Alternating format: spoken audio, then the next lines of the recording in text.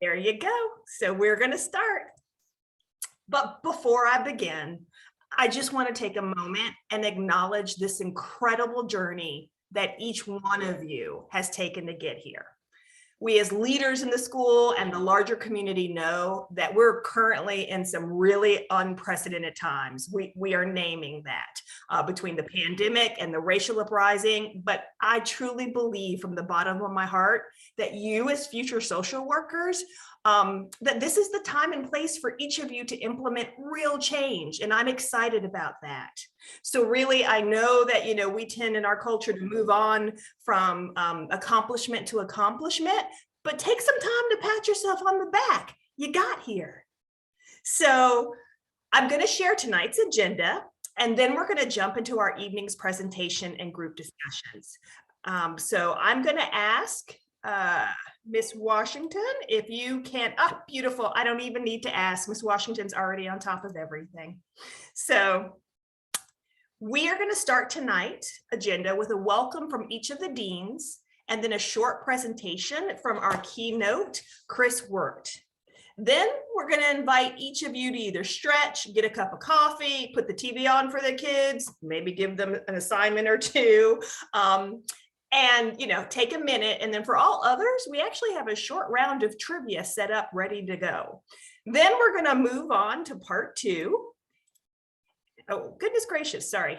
I just got an interesting email, so I apologize about that. I'm going to cut my emails off so that I don't get disturbed in the middle of all of this. I apologize. So then we are going to move on to our faculty or facilitated small group discussion, which I truly believe is the heart of our orientation. Here, each of you are going to be randomly assigned to a room where two school community members are going to be able to address any questions or school concerns that you have, as well as this is the time and opportunity for you to meet others in your cohort. We do know the challenges about being virtual, but we also want to let you get to know each other, see who has kids, who doesn't, who works, evenings, all of that loveliness that you really start to appreciate once you begin to have classes with folks. From there, we're going to come back to our larger groups and hear from our Student Government Association leadership. Queen Abby is already here. And then finally, part four, Miss Washington and I will end tonight's event with a general Q&A. I just want to share, this isn't mandatory, but if you have any general questions or concerns, this is going to be the place to ask them. Now, we ask not to share things like your social security number. I actually had somebody put that in a chat once, and I was like, oh, right? But this is for those general questions. All other questions, you can email Ms. Washington and myself, and we'll talk a little bit about that information. So I'm going to just pause here, have everybody breathe. I see that we're at 69 people. I'm also, checking the chat while I'm talking. So you're seeing me do a few little things here. I'm going to talk now, kind of switch gears just a tad. And talk a little bit about OSS. So that is the office that Ms. Washington and I support. And this office really is here to support you through your tenure at the School of Social Work. First of all, once again, I want to welcome everybody, but I really want to share with you that the Office of Student Services, OSS, really is here to support you in three main categories. The first, and what I feel is really one of the most important categories, is student supports. Miss Washington and I are really here, and for those, such as Abby and other colleagues on the Zoom meeting, will tell you, if you are feeling stressed, if there is something going on with academics, if you have a flat tire, if something comes up that you're like, I don't know who the heck to contact us. We may not have the answer for you, but we'll get you to the right place. Another really important category that we support is our Student Government Association. And I can't stress enough that this is such a great opportunity for students to get involved in our larger social work community. We at this school value student voice so much. It really is an opportunity for you to meet with others, to talk about things and advocate for ideas that you really are impassioned about. The last, and I shouldn't say the last, one of the other categories, the last category are student events, such as this. And these student events are everything from orientation, job fair, which right now, I know you're just starting. Many of you in the spring orientation or the incoming spring class have jobs, but once you walk across that stage, and once again, I probably will be tearing up, you're going to be looking for the job for the next phase of your life. We do amazing job fairs, even online. So I just wanted to share that those are some of the events. With those categories being said, I do want to talk a little bit before we launch into the first portion of our agenda, and before I introduce Dean Judy Postmus, I do want to talk about some general tips that we share with students to kind of help make this transition a little easier. You have all matriculated, gone through undergrad. I joke about it, but I went to school, I'm naming it, with a typewriter and a pencil. Yes, indeed. I learned how to do standard deviation on a calculator. Now we have software for all of that. I'm owning it. But just one of the general tips that for success is, and I know this sounds silly, so forgive me, but reading your university email on a daily basis. This is so important. All information that we send will be sent to this address, and you are responsible for all communication shared with you. The daily bulletin is another great resource. You will get to hear a lot of resources and know about a lot of resources, but I'm just saying, check your email. That's the first place. Also, and this is just a note, please be professional when corresponding to members of your School of Social Work community. I say this joking, but not so much joking. I have had lovely students start emails to me with, "Hey, boo, as much as I love you, I'm not your boo," right? I'm asking for us to stay in a professional setting. Please add your name first and last to all correspondence. I know this kind of sounds obvious, but right now we have 832 students. Ms. Washington and I know a large number of you, but it really helps if we know who we're speaking with. And last but not least, please respond to emails, especially when your instructors and your instructors are working with you, I should say, or you're in class. If somebody sends you an email and they don't hear back from you within 2 days, well, they start to get a little concerned. So this is just a way to keep yourself in the professional lane. We right now aren't really going to focus on field. You're not going to have that experience right now this minute, but there are something called competencies that you will learn about. And those are what are kind of the structure, I call it the skeleton of social work education. And one of those competencies is professionalism. But I'm going to go back to, if you've got a question, if you're unsure about something, Miss Washington and I, and honestly, every one of the deans, we are definitely, I'd like to think, leadership that is very hands-on. Reach out to us, ask for assistance. That is the key to social work. You are not in this alone. So that's just something I wanted to share. The next slide, Miss Washington. These are our student services emails. You'll also, and I'll make sure we put that in the chat at some point, get our personal emails. But please, if you've got any questions or concerns, feel free. Many of you had emailed us and you saw how quickly we get back to you. So just want to put that out there. I want to appreciate everybody so far. We're at 69 folks, so woohoo! We had 79 scheduled to attend tonight, so kiss your brains. Look at all of y'all. This is brilliant. So I'm so excited. So now we're going to kind of shift gears a little bit. And I'm so excited about this. Our dean is actually here with us tonight. A conference was canceled due to lots of things. So I'm so glad that she's able to join us. But I would love to introduce our Dean of Social Work, Dean Judy Postmus, who has really begun her leadership here at the University of Maryland School of Social Work in July of 2020. And she has demonstrated a commitment to service and inclusiveness and leads, which is so important, with a collaborative management style. That means that, there are a lot of folks that are surround her and supporting her while she is leading us through this kind of, challenging time. She began her tenure journey at Rutgers University School of Social Work in 2006 and has held prior appointments at the University of Kansas School of Social Welfare, the State University of New York at Albany School of Social Welfare, so I'm sure she knows about snow, and then the Union Institute in Miami, Florida, that's where my heart is. I'm there in Miami with her. Her research has focused on the physical, sexual, and economic victimization of women.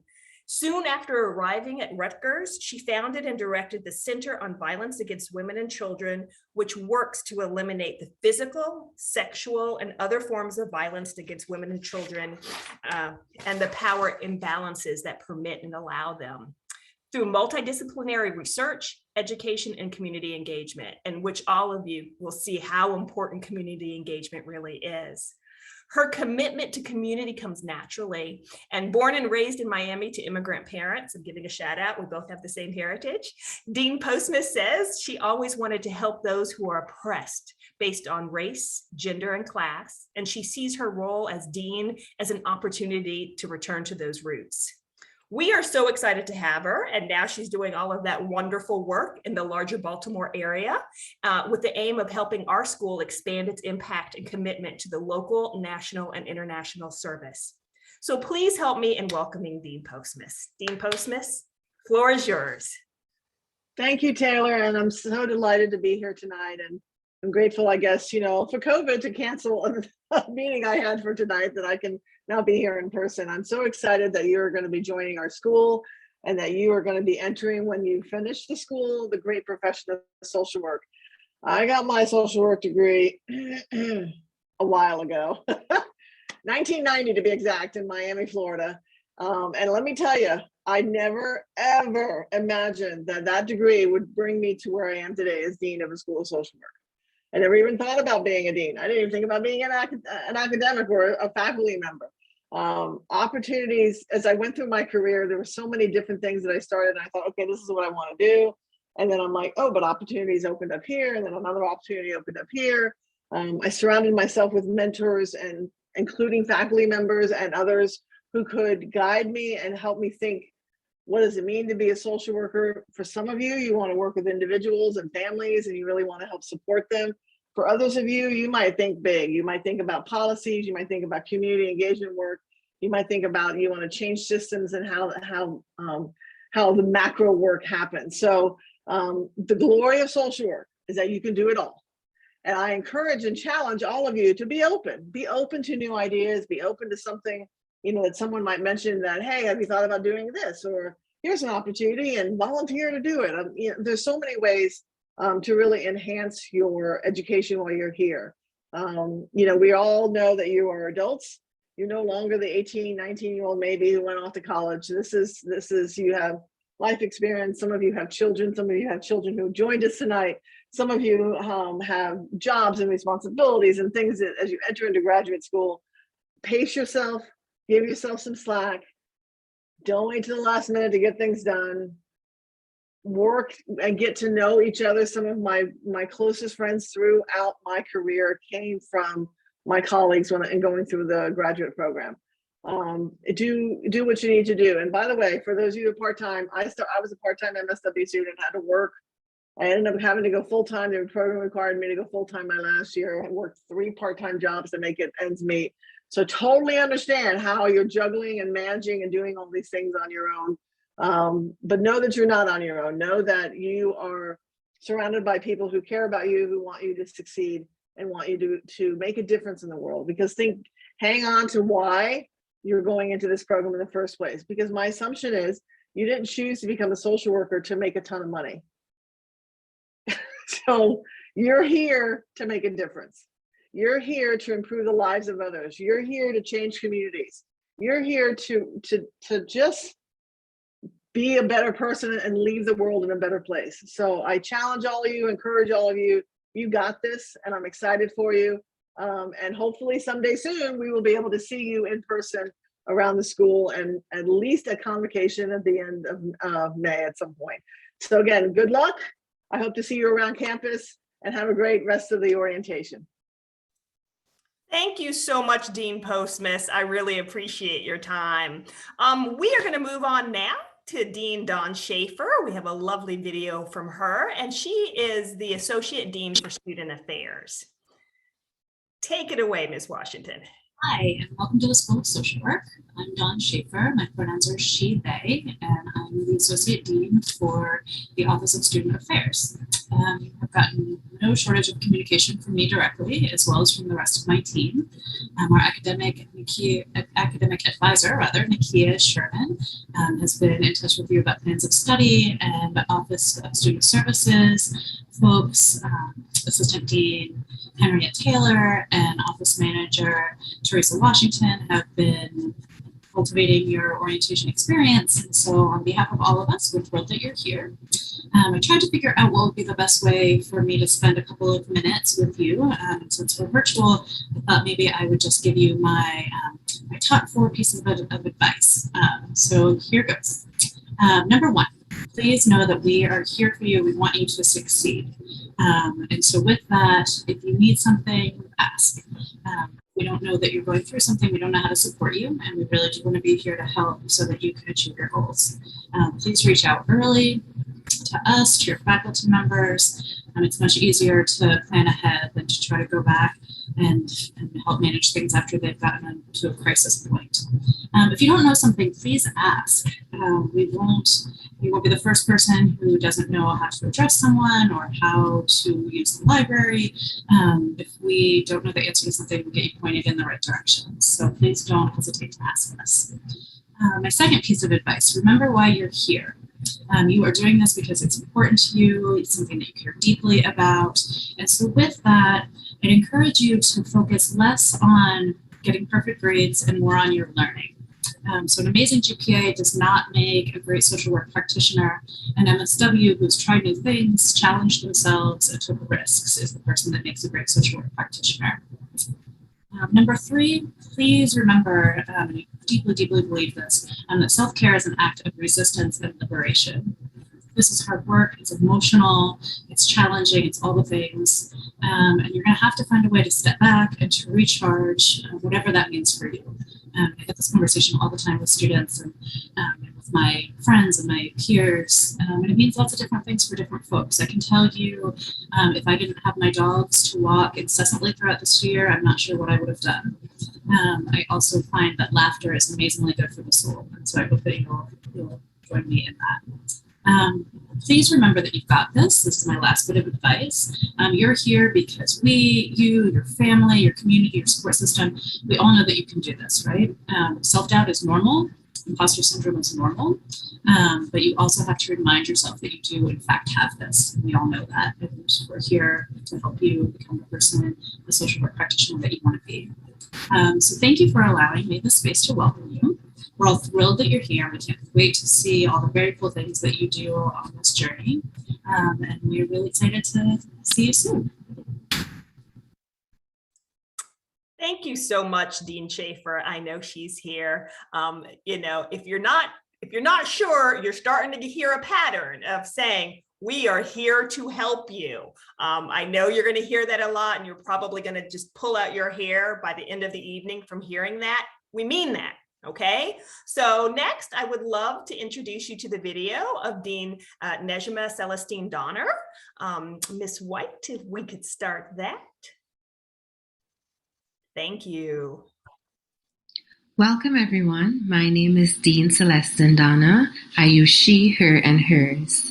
I want to welcome each and every one of you to the School of Social Work at the University of Maryland, Baltimore. As you all know, the social work profession has a long-standing history of and commitment to building a just and more compassionate and equitable world. We here at the School of Social Work envision a society that promotes health, well-being, and empowerment of all people. And I look forward to having you all as students to advocate for a more just and equitable world, community. My office and its staff are here to support you in everything and anything that you need. We are located just on the 5th floor, so please feel free to stop by if you ever need anything. I know that as students, all of you are committed to promoting justice, equity, and inclusion. You wouldn't be in the MSW program if you weren't, as this is really the foundation of our field. I always tell students that justice, equity, anti-racism, and anti-oppression is not just a part of the work, it is the work. And as the Assistant Dean for Diversity, Equity, and Inclusion, I thank you for your commitment and I look forward to working with each of you. I wish each of you a great semester, a successful semester. Remember to work hard, but also to take care of yourself, to take breaks, and to engage in radical self-care. Take care of yourself and each other, and once again, welcome. Thank you so much for that. Before we go to our next dean, Dean Danielle White, I also want to share that we are a very family-centered school, meaning that if you have little ones and they are on your lap, if they show up, we name that. We think that is divine. We get that a lot of us, and I'm saying us because I was a mom. I literally went into labor in class. I'm not going to lie. My professor still holds that against me because his wife had a baby the week before. And he told me that I was recreating a traumatic moment for him. I was like, really? Last time I checked, you weren't giving birth. So that's a whole other side note. But we really do share with folks. Do not lose an opportunity to come to class because let's say, you've got a third grader and you're doing some homework, right? I'm not saying that that's the most ideal situation. We get it, but we are family centered here. So really, I'm just naming that. And if you have a question about that, please follow up with your instructors, follow up with me, but I just really wanted to share that. So thank you, Ms. Washington, for allowing me to go off for a few seconds. Dean White, we are gonna show your video and go from there. Hello and welcome incoming MSW students, and congratulations on your acceptance to the University of Maryland School of Social Work.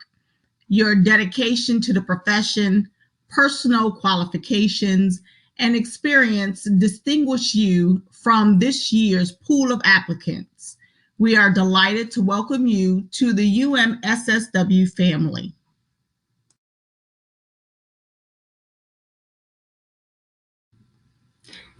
My name is Danielle White, and I am the Associate Dean for Admissions and Enrollment. The offices I oversee are admissions and records and registration. My team and I support our students from inquiry to graduation and beyond.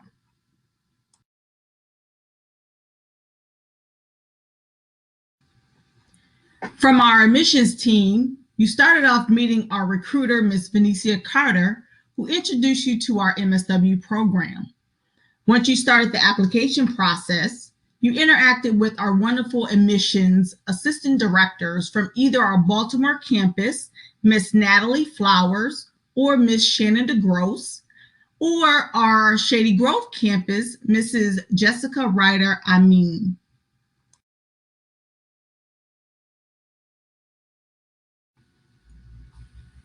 Now you are all set to move along to our records and registration team. By now, you should have registered for your MSW courses this semester. If you have not, I will provide contact information at the end so that you may contact them.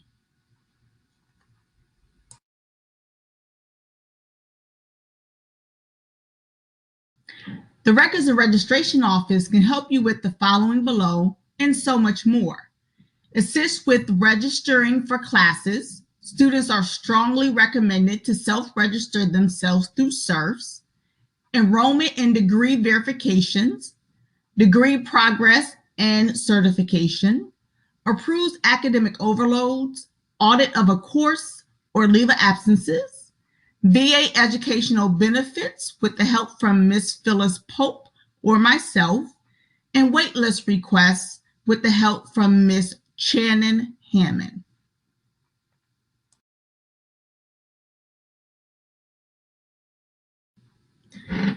To contact the Records and Registration Office, please email the team at the address you see on the screen.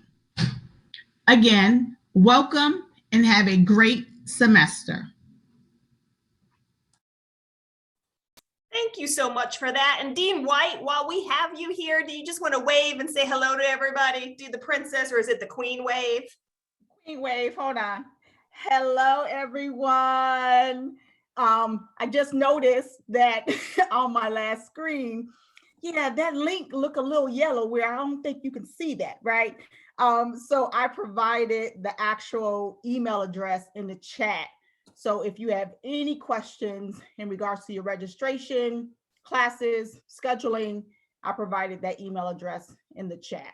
And most of you, I think majority of you know, you can always contact me. I'm very, very responsive.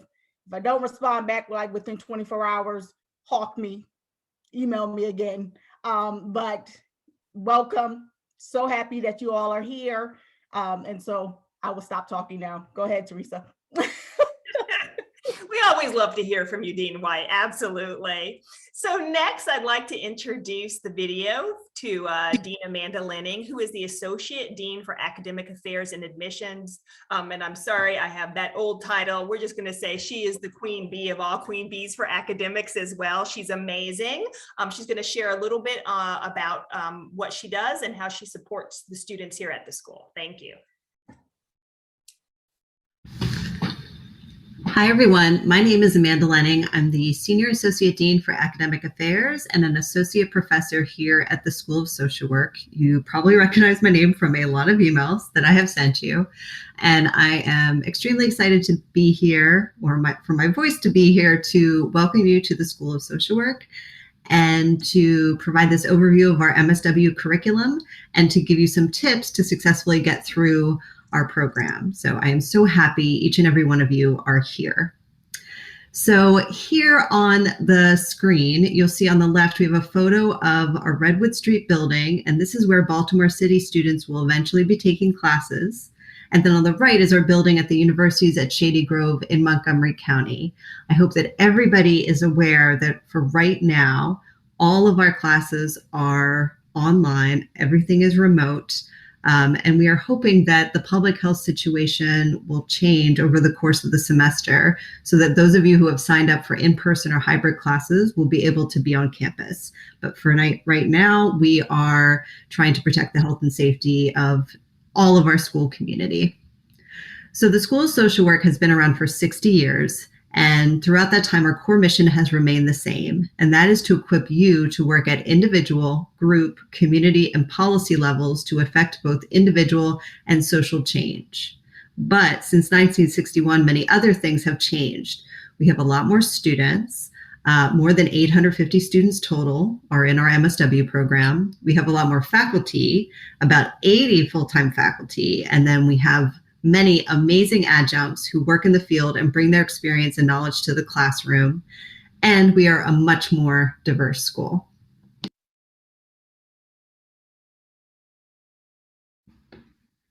I'm based at the Baltimore City campus, and I am a proud Baltimore City resident.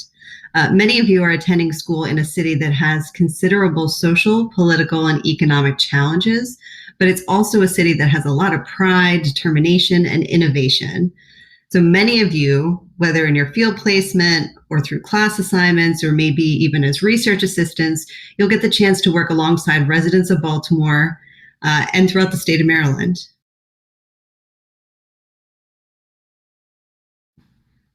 Our school is accredited, which means we have met standards set by the Council on Social Work Education for all 9 competencies listed here.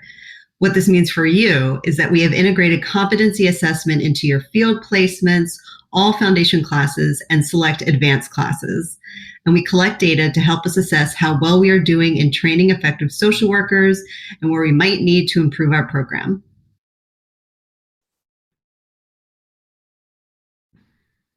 I hope all of you are aware that you need to take 3 prerequisites before the start of classes next week. You can access these through Blackboard. They're all in the same course on Blackboard called SOWK 690. So this includes a Blackboard orientation, anti-plagiarism module, and then a 20-hour self-paced course called A Brief History of Oppression and Resistance. And this longer course, it will walk you through numerous topics and concepts related to structural oppression, focusing on the city of Baltimore as a representation of other cities, communities, and populations that experience oppression and work to resist its impact. And though the content is focused on Baltimore, activities throughout the course will allow you to explore the concepts presented in relation to other locations, as well as other groups, identities, and cultures. And you'll also apply your learning to the different groups and populations you are interested in and familiar with. This year, we also added more content on Montgomery County, home of the Shady Grove campus. This course, as I mentioned, should take 20 hours to complete, and it includes journal assignments that you will submit to your SOWK 610 instructor during the first week of class, and your instructor will let you know how you are going to submit those assignments.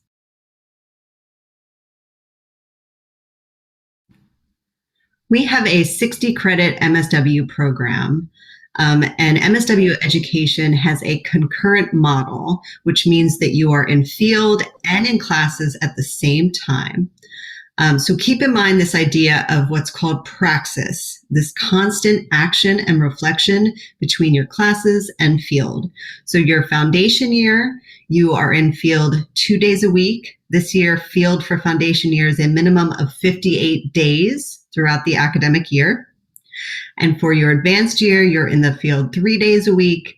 And so for this year, that is 85 days for advanced field. You will all have field orientation, so you will get much more information about field when you go to that orientation. Here's an overview of our MSW curriculum. We have a 60-credit MSW program. And MSW education has what's known as a concurrent model. So you're in field and classes at the same time, although this looks a little different for part-time students, particularly during your first year if you're on that 3-year plan. But just keep in mind the idea of praxis. So constant action and reflection between what you're learning in the classroom and what you can apply in field. So what this looks like for part-time students, I'm not going to get into too much detail because it gets very complicated very quickly, but just keep in mind for your first year in the program, you're going to be taking 2 classes per semester, typically, 2 3-credit courses. So your social work 610, your structural oppression course, social work 645, human behavior in the social environment, social work 600, social welfare and social policy, and social work 670, social work research. You then continue the foundation curriculum in your second year in the program when you enter field. So you'll be in a field placement 2 days per week. And then you'll also be taking, wrapping up your foundation practice courses. And then also during that second year when you're in foundation field, you'll start taking some of your advanced courses. And then you will enter advanced field the following year, which is 3 full days a week. So again, make sure you reach out to the advisor as you start planning your curriculum, or if you have any questions. But it does get complicated quickly, but I just want to make sure you're just on board with what that looks like for part-time students.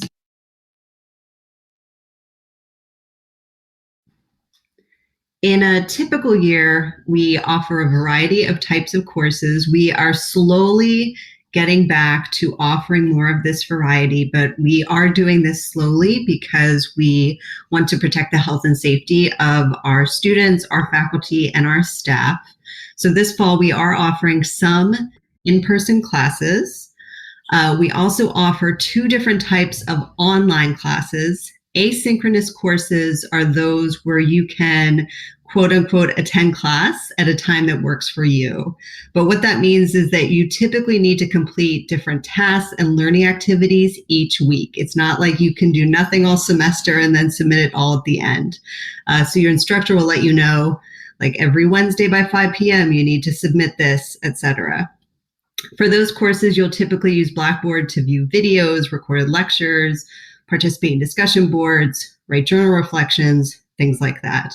We also offer synchronous courses, which are designated with an SY or an SG. And that means that you'll join your class on Zoom or another platform at a specified time each week. A lot of our synchronous courses, some will go for 3 hours, that full 3 hours. Others will do a mix of asynchronous and synchronous. So make sure you pay attention to your syllabi, know when you need to be in a particular place and when things are due. We also have hybrid courses, so that's a blend of online and in-person courses. Your instructor will let you know at the beginning of the semester what dates you need to be in person and what dates you're going to be online and what that online segment will look like. We do offer intensive courses that range from 1 to 3 credits. Some of those meet on Saturdays, for example. Sometimes it might be like a 1 credit course where you meet for a full Friday and a full Saturday in January. So be on the lookout for that if that works with your schedule. And then currently we can't offer international opportunities, but we do have field placements in London and India and some courses in other countries in more typical years.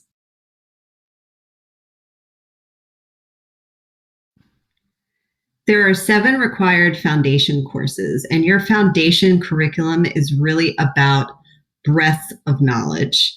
So these courses will expose you to relevant theories from human development, psychology, sociology, political science, and economics about human behavior in the social environment. You will learn about the historical and current context of social welfare policy.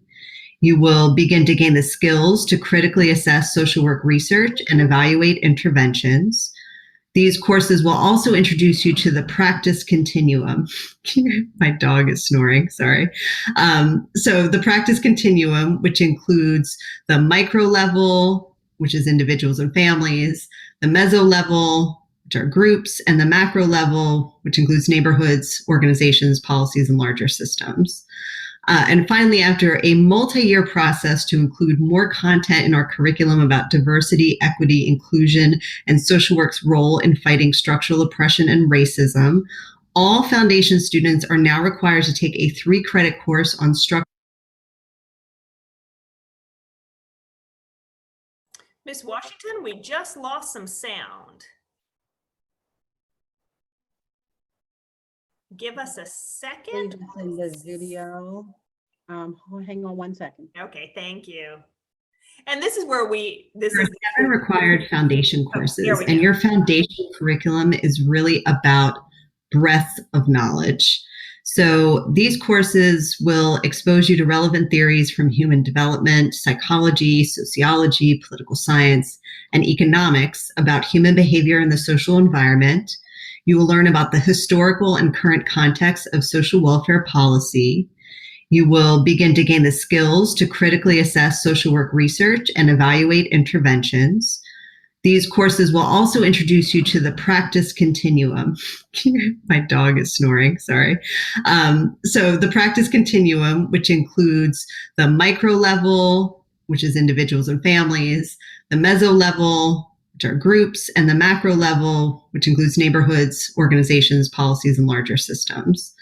And finally, after a multi-year process to include more content in our curriculum about diversity, equity, inclusion, and social work's role in fighting structural oppression and racism, all foundation students are now required to take a 3-credit course on structural oppression and its implications for social work. So you are all joining our school at a time when we are working to improve our culture, climate, and curriculum around diversity and anti-oppression. And there will be opportunities for all of you to be involved in these efforts during your time here.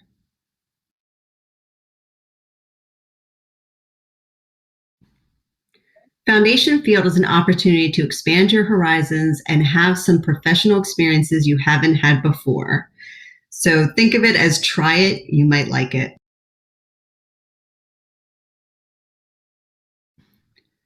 Here's an overview of our advanced program. So you may be entering this program with a very clear idea of what you want to do when you graduate. And experiences in your foundation field placement and courses may change that. When I entered an MSW program, I intended to become a clinical social worker focused on adolescents. And I left that program focusing on policy advocacy for older adults. So you really never know. You may also be sitting here listening to me without any idea of what you want to do after graduation. And that's okay, because you'll start to figure that out this semester. So in the advanced program, you have the option of a concentration, which is your method area, that's either clinical or macro, and then a specialization, which is an area of focus. So that includes behavioral health, families and children, health, aging, and then only within the macro side, you can also choose community action and social policy or organizational leadership. We also have 2 subspecializations, child, adolescent, and family health, and social work in the workplace and employee assistance. And your specialization will determine your options for your advanced policy courses and also your practice courses and your field placement.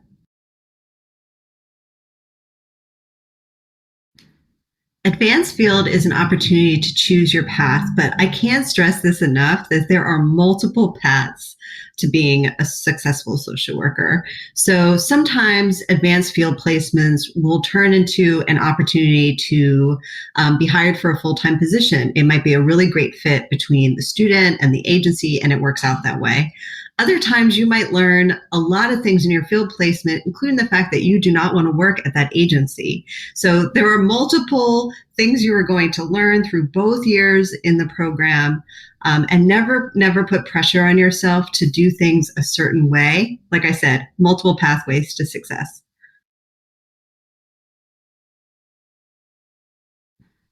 We have a very large and complicated program, which has the advantage of diversity and choice when it comes to courses and instructors, but it can also be very confusing. So please learn about Nakia Sherman. She is our academic advisor, and she offers group and individual sessions to help you figure out if you are taking the right classes to meet degree requirements. There are also faculty chairs of the concentrations and specializations. We recommend you talk to them to get career advice, to get networking advice, to learn more about different aspects of social work. But really, if you want to know what classes you need to take to keep on track, then talking to Nakia Sherman is the right move.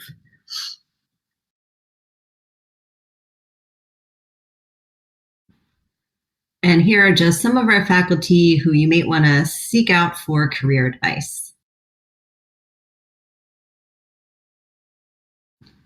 So the essential elements of our program: you need a minimum of 60 credits to graduate.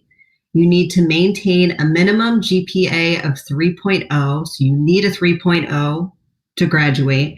You need to complete the program within 4 years. And every semester that you are in a field placement, you need to be taking at least one practice class.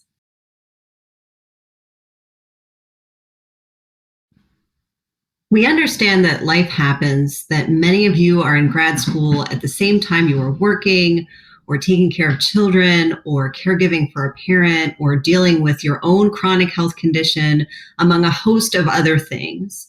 So just remember that the point of all of this is to get the most out of the program and to leave here ready to work at individual, group, community, and policy levels to affect both individual and social change.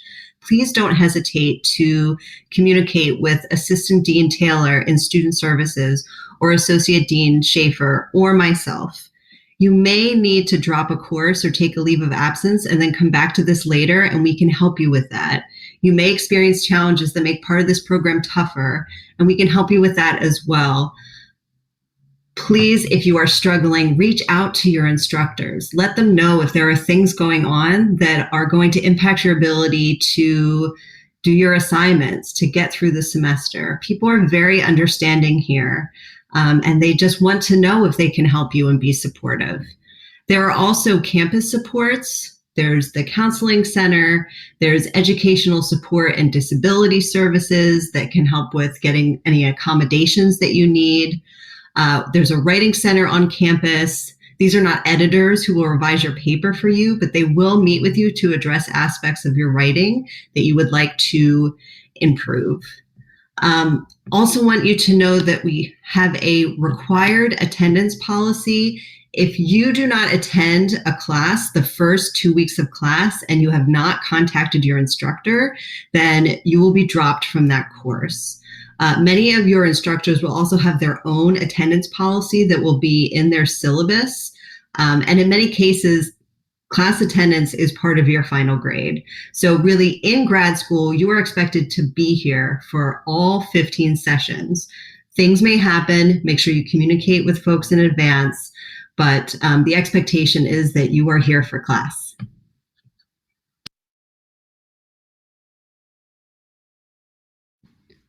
Again, it's a big program and it can be hard to figure out everything that is going on in the school or on campus, especially with a lot of us still being virtual at least part of the time. So here are just a couple ways that you can connect with other students and other folks on campus.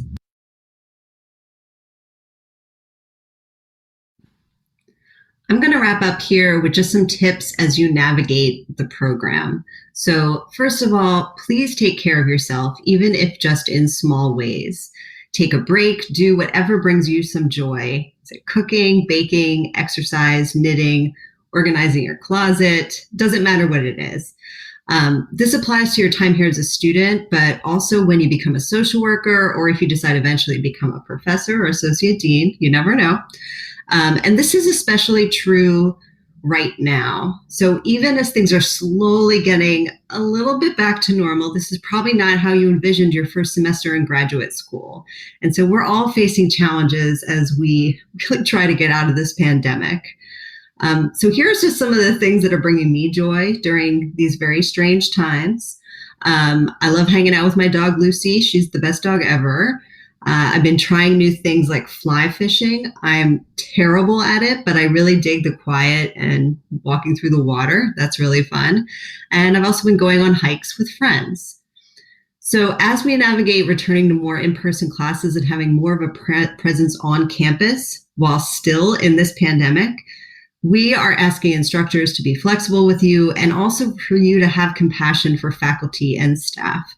Our goal is for everyone to be healthy and safe, and also make sure you get the training experiences you need to start your career as a social worker.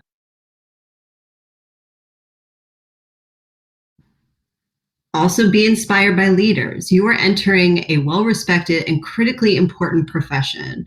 Social work as a profession is over 125 years old. So set high aspirations for your professional growth and your path here. So while you're here, there'll be opportunities to meet alumni from our program who have become leaders in our field. And these are just a few of them featured in this slide. So starting clockwise at the top right, that's Jody Olson, who most recently served as the 20th director of the U.S. Peace Corps. Barbara Mikulski, the former U.S. Senator from Maryland and the longest serving woman in the history of the U.S. Congress. I think that stat is still true. In the top left is Wendy Shia, who served as a strategic planner for the Department of Defense, and she now leads our social work community outreach services, SWACOS. Some of you might be lucky enough to have your field placement with them. And then the bottom left is Bronwyn Maiden, who's leading our school's Promise Heights initiative to build social capacity and improve outcomes for children in West Baltimore. And some of you might also be lucky to do your field placement with them. So you will be joining an amazing network. Make sure you use it.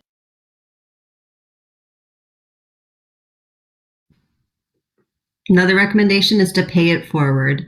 While not a social worker, I think this is a very appropriate quote from author and Nobel Prize winner Toni Morrison, who died in 2019 at the age of 88.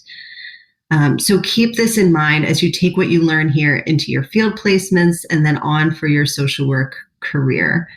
I also like to highlight Toni Morrison because she showed the power, beauty, and poetry of centering stories on those who are too often ignored.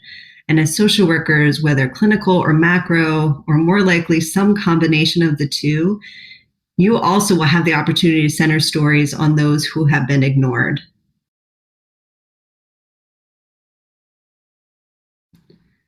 And finally, have some fun, both inside and outside of the School of Social Work.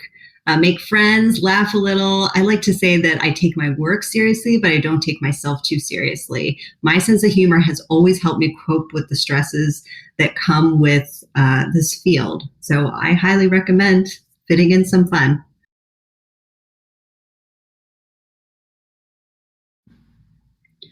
Thank you all for listening and for deciding to become a social worker. And again, welcome to the School of Social Work. I am very happy each and every one of you is here. I wish you a wonderful first semester in the MSW program, and I hope we will get a chance to meet before you graduate. If you are going to be in the building, my office is 5E06. Please stop by and say hi. The best way to reach me is by email. And take care and good luck.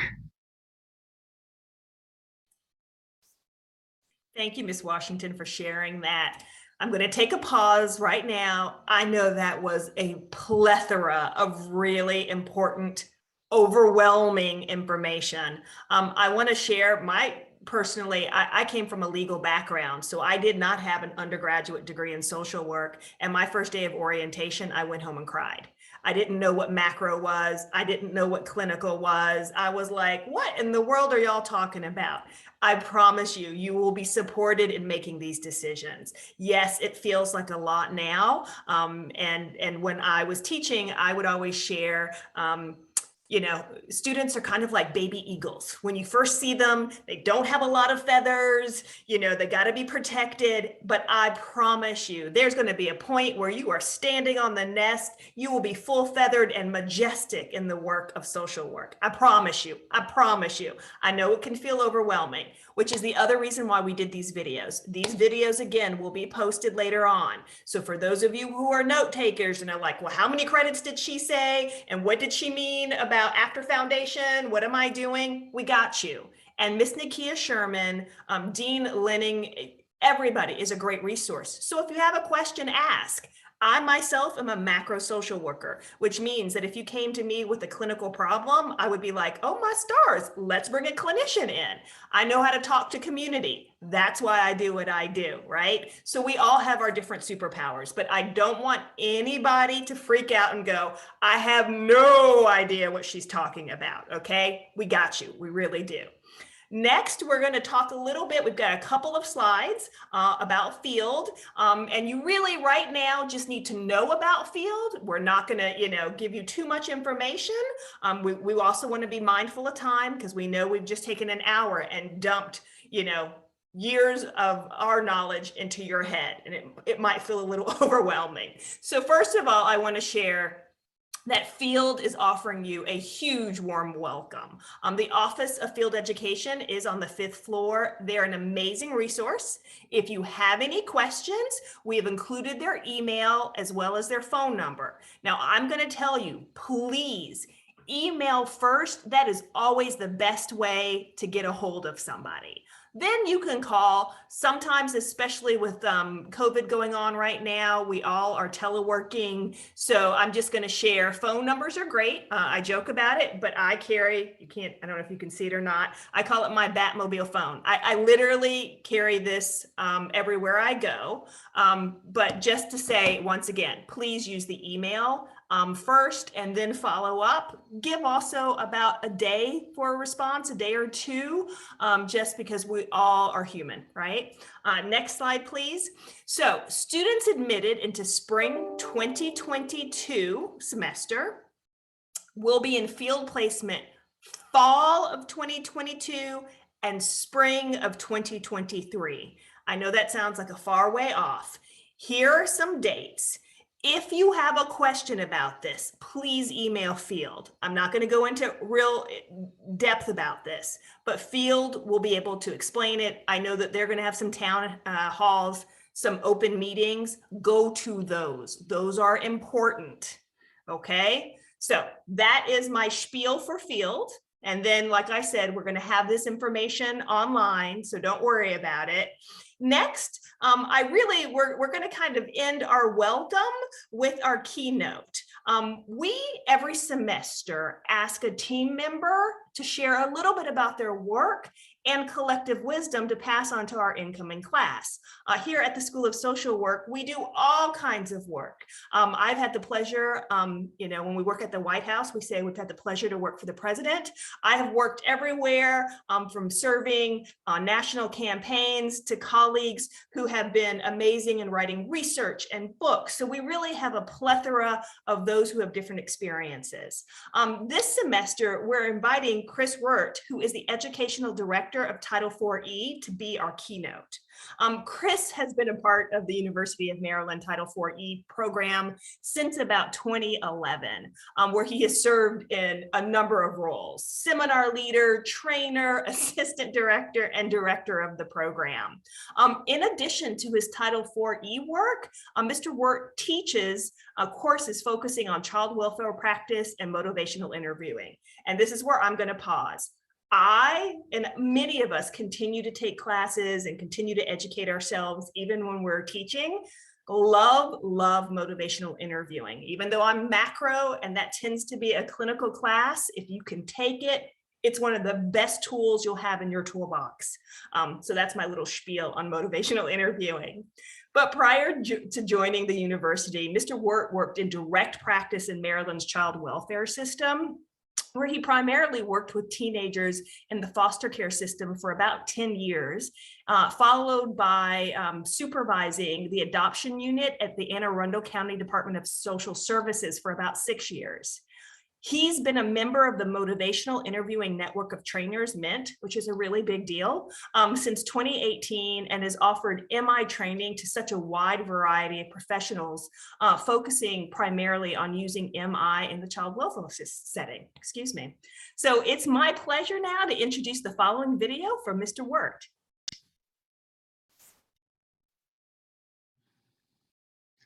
Hello and welcome to the University of Maryland School of Social Work. I'm very excited to have this opportunity to welcome you to the school, to the social work profession, and to this meaningful journey that you're starting. My name is Chris Wert, and I'm the director of the Title IV-E program, where we focus on preparing students for work in Maryland's child welfare system. This is just one of several programs at the school with a focus on developing the knowledge and skills to work in a very specialized field. And as you develop your own understanding of your interests and your passions, I encourage you to consider applying for one of these programs. I also teach classes in clinical practice with children and families in child welfare and motivational interviewing.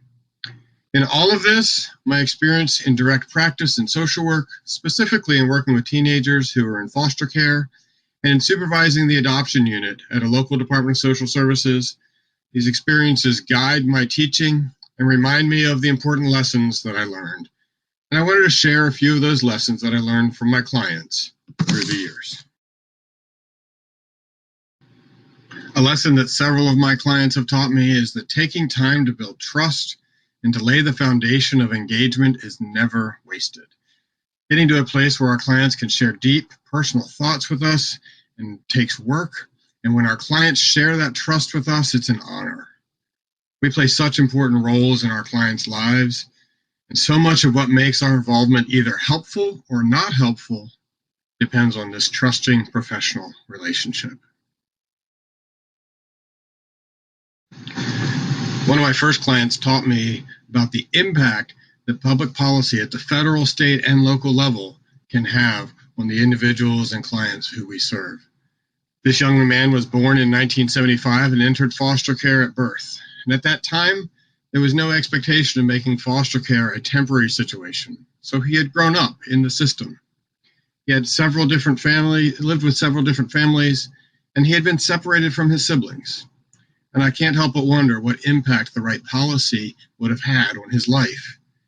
The Adoption Assistance and Child Welfare Act came in 1980 and required what we call permanency planning, and required that reasonable efforts be made to reunify a family and to avoid foster care placement altogether whenever possible. Later legislation extended the expectation of making those reasonable efforts to maintaining sibling relationships. All of these things that would have had significant impact and made a significant difference in this young man's life.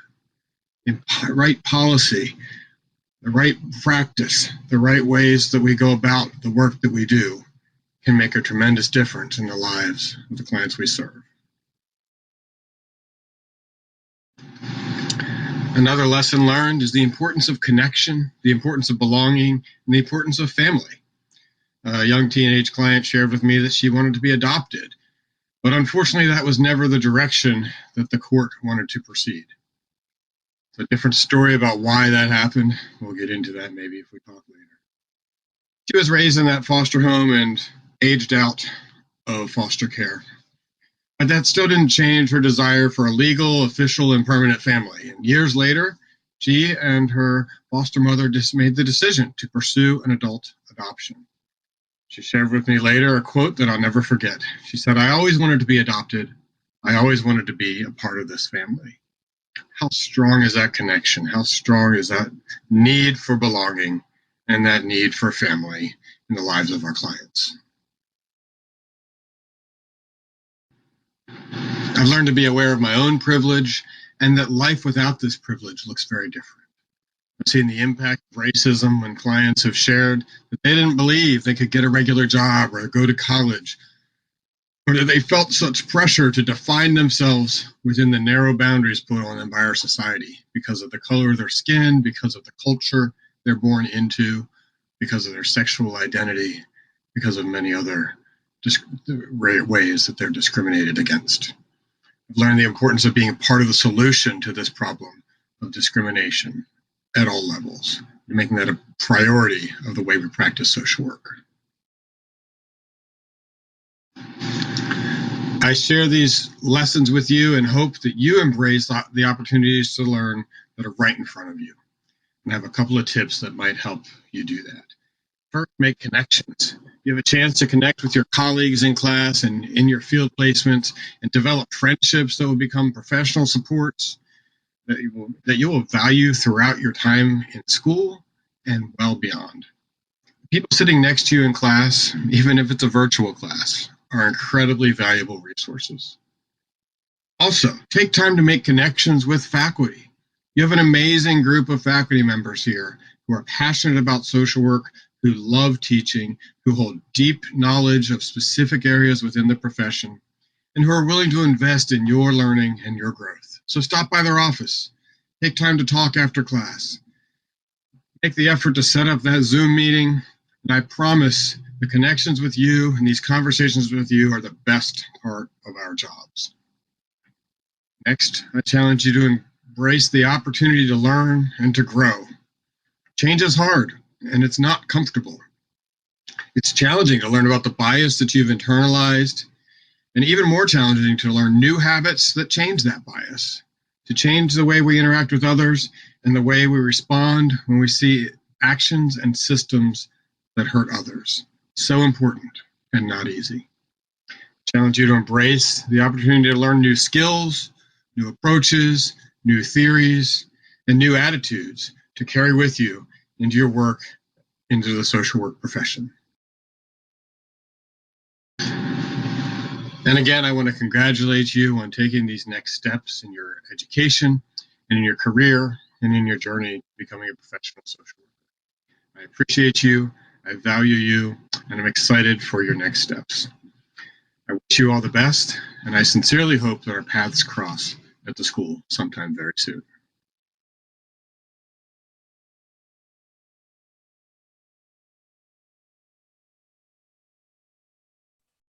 So thank you so much, Chris. That's lovely. And really, like I said, we have a number of folks here who have done a myriad of things. So I want you really to take advantage of talking with people, asking them how they're, how did they end up where they ended up? What led them to that? I always joke too that, sometimes it's not what you love, it's what you don't like, right? So just keeping an open mind, figuring out, what am I passionate about? What am I not so passionate about? And then seeing a lot of the faces that you'll be seeing during our facilitated small group discussion, stopping them, ask them, hey, share a little bit about it. So I'm trying to be super mindful of time. Right now, we are at 6:40, which means that we're going over a little bit. I'm going to give everybody like a 3 to 5 minute break because we have a little bit to do in the background. Ms. Washington, the polls that I have created for some reason are not showing. So I'm going to have to do some of that, and that'll probably pop up on part 4. So I'm going to give you, let's say right now it is 6:40. I know we've been going for a straight hour. How about we say this? I'm going to give everybody, and I know it's short, a 3-minute break, just because we have a lot of participants coming specifically for the faculty small group discussion. So go get a cup of coffee, break up the kids from fighting, seeing if they've snuck into the candy jar, and come back at 6:43, and we'll be hitting the ground running right then. So thank you, everybody, for just being a little patient with us. We're going to figure out some stuff on the other end, and we'll see you at 6:43. For those who are here for the faculty small group discussion, thank you so much for being here. As you can tell, some of you, I've been making you co-host slowly behind the scenes. The reason I'm making you co-host is so that you have the opportunity during your small groups to record chats, to move things around, to do polls. So I just wanted to let you know I'm working on that as we speak. I'm getting a couple of comments in the chat room. I don't think I have to answer any of those, but thank you again for being here. And while you're here, I'm going to start making you co-hosts. So I'm going to put myself on mute. I want to say talk amongst yourselves, but I think that definitely ages me. Barbara Streisand, 80s SNL. But I need to pull up that video. So I'll be right back with everybody.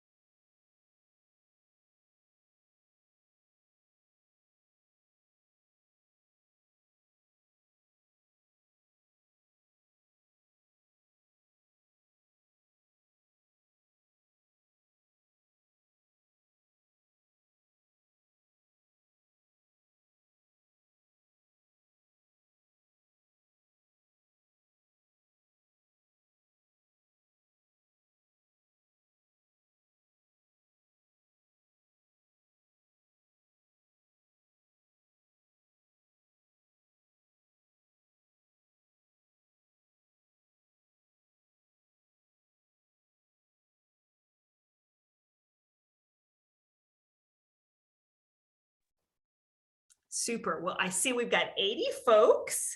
I am going to be slowly putting people into groups, but I'm going to give a poll, 2 actually polls really quickly. What you'll start noticing at the School of Social Work is that we like to create data because data informs programs. One of the challenges we saw was that emails were having a hard time, or I should say information. We weren't sure if folks were getting it through their personal emails, their university email. So the first question I'm going to ask is please share if you received an email from OSS. So remember, that's the Office of Student Services. So that's myself and Miss Teresa about orientation. So you can say yes, or you can say no. So I'll give this about a minute.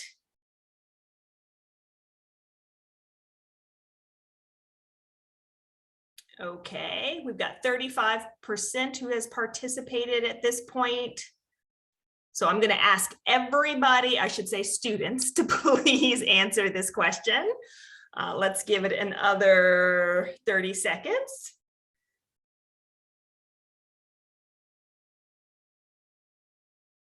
So if you are a student, please answer this question.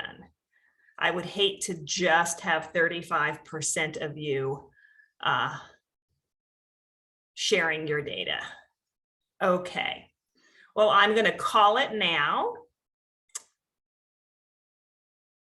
And I'm going to share that right now, we had 96% that answered said yes, and 4% that said no.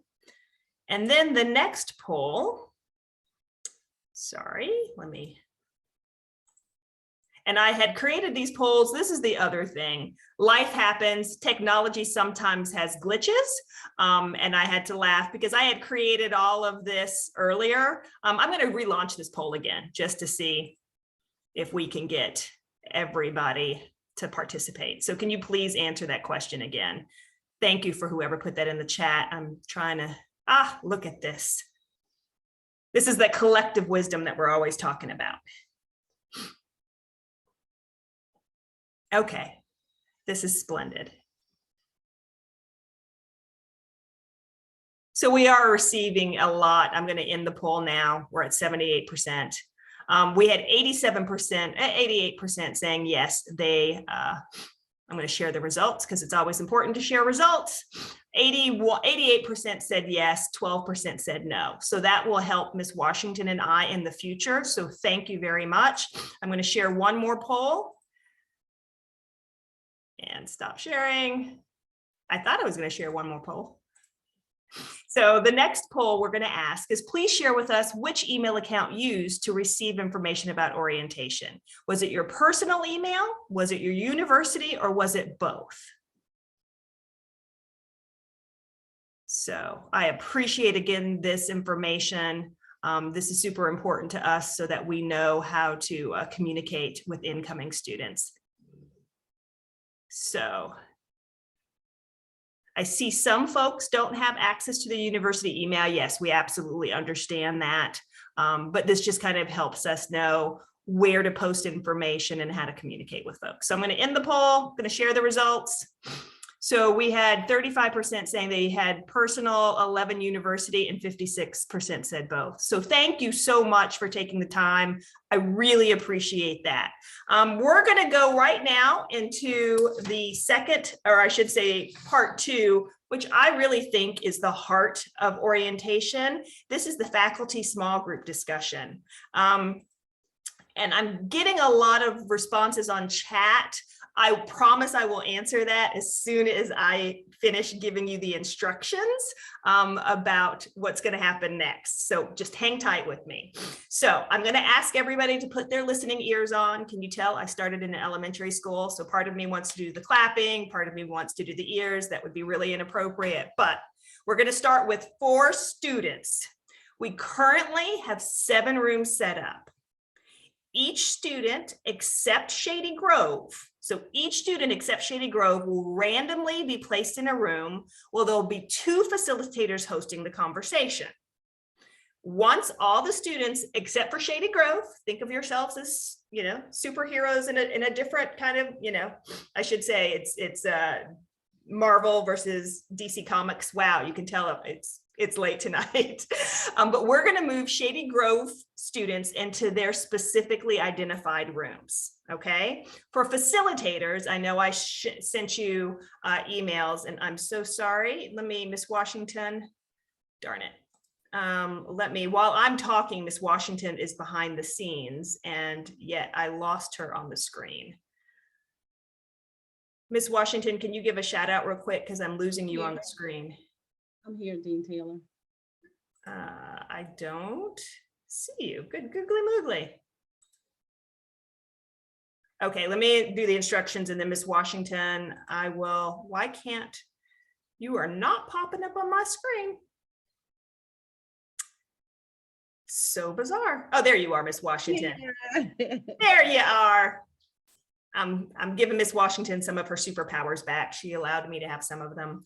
So for facilitators, and I just want to share with all of the students here, the facilitators who are doing this tonight, this is voluntary. So they've really just, I always want to thank them for their time and their wisdom. I've made each of you a co-host for the portion of this event.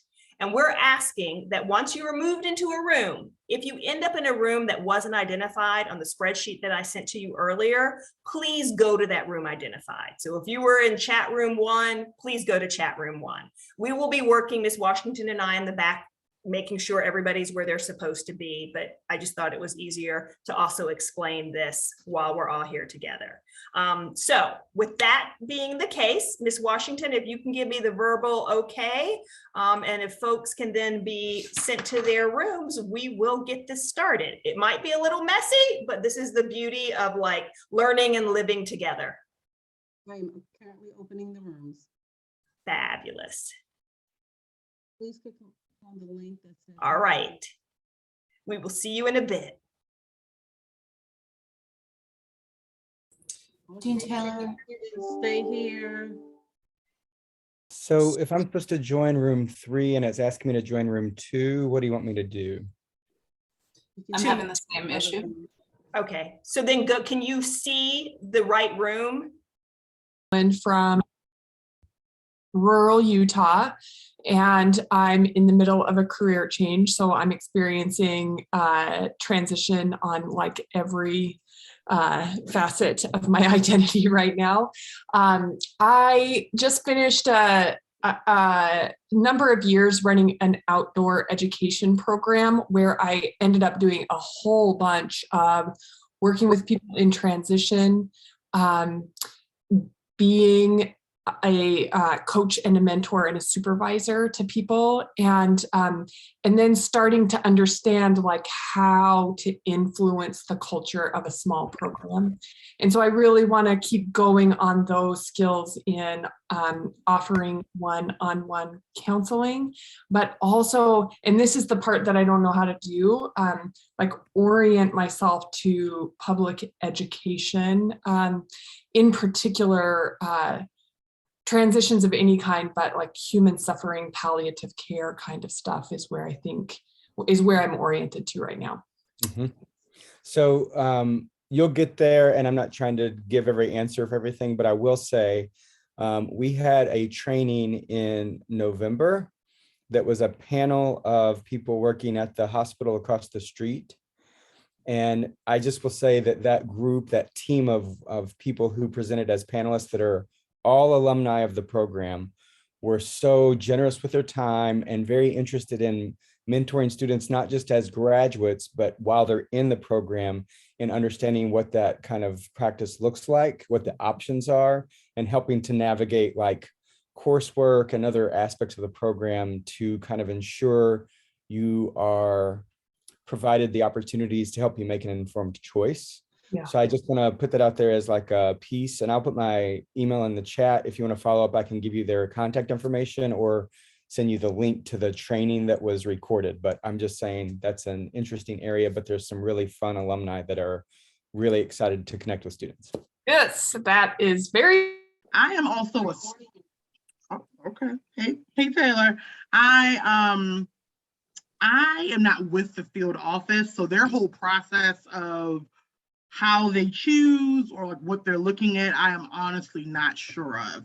What I do know is that depending on your situation, like I know, for example, Lydia had mentioned that, they are looking at an employment base. So that might look different than someone who is just kind of choosing from the long kind of like list of like where you can go. But I would say,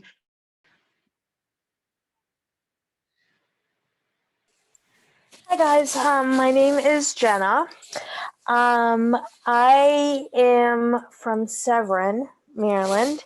I'm also Linn. I'm also from the Midwest.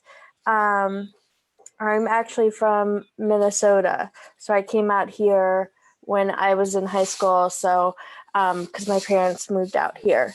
So that's pretty funny that we're both from the Midwest. If I could go anywhere in the world, be teleported anywhere in the world, it would have to be Ethiopia, because that is actually where my fiance lives. So that's where he lives, and just want to be with him and start planning and growing with him. So he lives in the main capital city of Addis.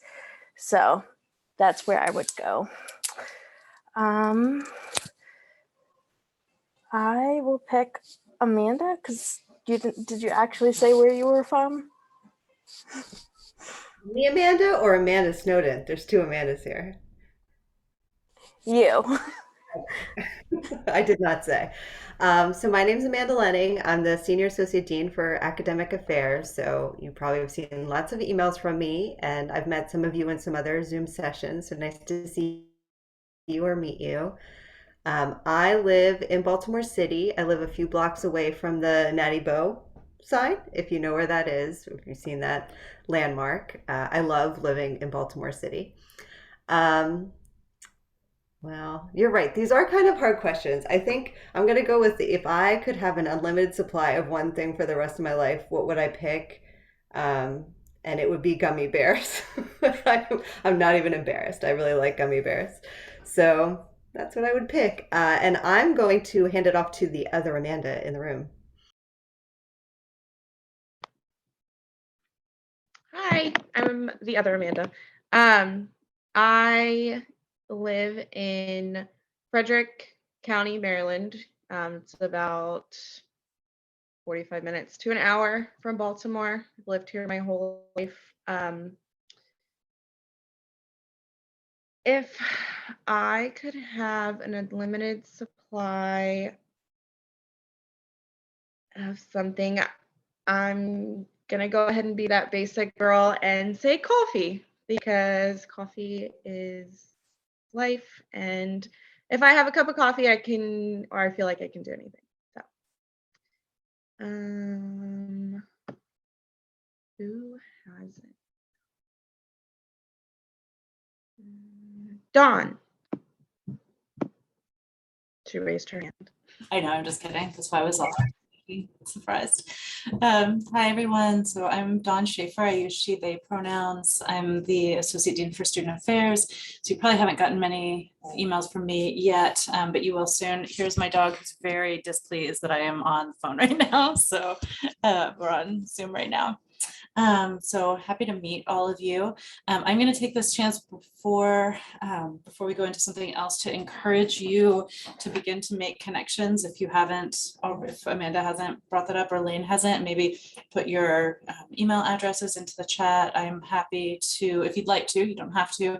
If you do, I'm happy to form a group with all of you on it so that you can start to connect outside of here. So I'm obviously student affairs. So there's your beginning connection. If I could teleport anywhere right now, not much of a sci-fi girl, but the first thing that came into my mind is that I would go to my grandmother's house. My grandmother is no longer living, but when I think about like warm and, you know, family time and this time of year, she lived in Erie, Pennsylvania. And so I would go there and hang out with my grandma, play some double solitaire. Super random. And I also live in Baltimore City, although I'm on the other side of the city from Amanda. So thanks for having me. I apologize for being late. There was some bit of technical stuff. Is there anybody that hasn't gone yet? Donna. Hello, my name is Dante Williams. I'm from Montgomery County, more so the Germantown. I was born here, so I know the area pretty well. And which is the question I would pick for the limited supply, which is where I thought somebody would say this. Money, unlimited supply of money. I can do so much with that. I can end world hunger. I can do a lot of stuff that aligns with social work. So So no more not having enough budget for our agencies, that be taken care of. And yeah. And I will go with Aja. I give you thumbs up because you said it right. So yes, my name is Aja. Nice to meet y'all. So right now I'm staying in Annapolis, which usually when I say Annapolis, everybody's like, oh my God, you live so far. But originally I'm from New York. I'm from the Bronx. I finished my undergrad in May. So I literally like packed up my car and drove down here. I'll be moving to Baltimore City next week. So I'll be like literally like 10 minutes down the street from campus. In terms of the questions, I think the unlimited supply one, I would want an unlimited supply of time. I feel like I always am playing the game with myself of how many things I can get done in a day. And I can never get everything that I want done in a day. Like if it was up to me, I'd have like 72 hours in one day just so I can do everything that I've wanted to do in my lifetime. So I would want time. Yeah, that's pretty much it. And then last but not least, Antonella, is that how you say it? Yes, thank you. My name is Antonella. I live in Elkridge, Maryland. The question I want to answer, if I could teleport anywhere, would be Cancun, Mexico, because that's the last place I went on vacation. It's beautiful. And yeah, I'm happy to be here. It's happy to meet all you guys. Awesome. Thank you. Thank you for humoring me. So we have abbreviated time. This is a whirlwind orientation here, but are there any questions that have come up for you all that you would like to ask the three of us while we're here? You've probably got a lot of information to take in the last hour or so, last hour and a half. I have one. Yeah. This probably varies depending on the professor and it being a COVID world, but I'm really curious about how classes are set up, if it's more of a lecture or a discussion, and yeah, I guess just sort of the flow of classes, which could be a hard question to answer. I think Lane should start with that one since he's currently teaching. Yeah, well, it really does depend on the instructor, but I will say that even without COVID, a 3-hour class, like that's a long class. Sorry, we're used to teaching them, but when I think about like undergrad, I actually had a class 3 times a week for 50 minutes. You know what I mean? Like what hello, oh, bye. And so so it really, most instructors understand that a 3-hour class, you've got to mix things up. You just cannot do a 3-hour straight lecture. It's just not going to happen. And so there's a lot of faculty that understand adult learning sort of techniques. And so that really just means high participation. 3 hours does allow you to really segment a class where you have a direct instruction kind of section. You've got breaks, you've got get up and move, you've got some kind of interactive kind of thing. It also allows you to watch a video or something or a clip or something to discuss around. So most of them I think really are sort of varied. COVID, Zoom, a lot of us learned how to navigate Zoom. I personally do not think that I feel like Zoom has a 2-hour expiration time on it. I just don't think you can go more than 2 hours, but you can set up some things. So you can say, oh, watch this or go see this, or, so you can, so I think they're many and varied. There's a standard default of PowerPoint and lecture. There is, I think almost every class is going to experience a PowerPoint lecture, but I think a lot of other things included in that. It's a very experiential school. So, it's really relates about your field and sort of outside experiences. So there is a lot that's sort of brought into the classroom. And as an instructor, I always have to say a class really rises and sings based on the participation of the students. And so it's just imperative that students get in the ring because it just adds to the class. That's a big deal. I don't think you will experience any classes where you sit and listen to somebody lecture for 3 hours. I don't know of anybody who does that. That's really not the way social work classes work. So there might be some classes like policy, for example, that might have a little more lecture to them sometimes, but they should still all have interactive components, breaking things up as much as possible. So it's a really good question. Other questions? I have a question. I was wondering if I'm trying to figure out how to word this without like volunteering too much information about myself. So in terms of macro versus clinical, I think I'm actually going to send an email. Never mind. I'm not sure I'm comfortable asking this like in front of new people.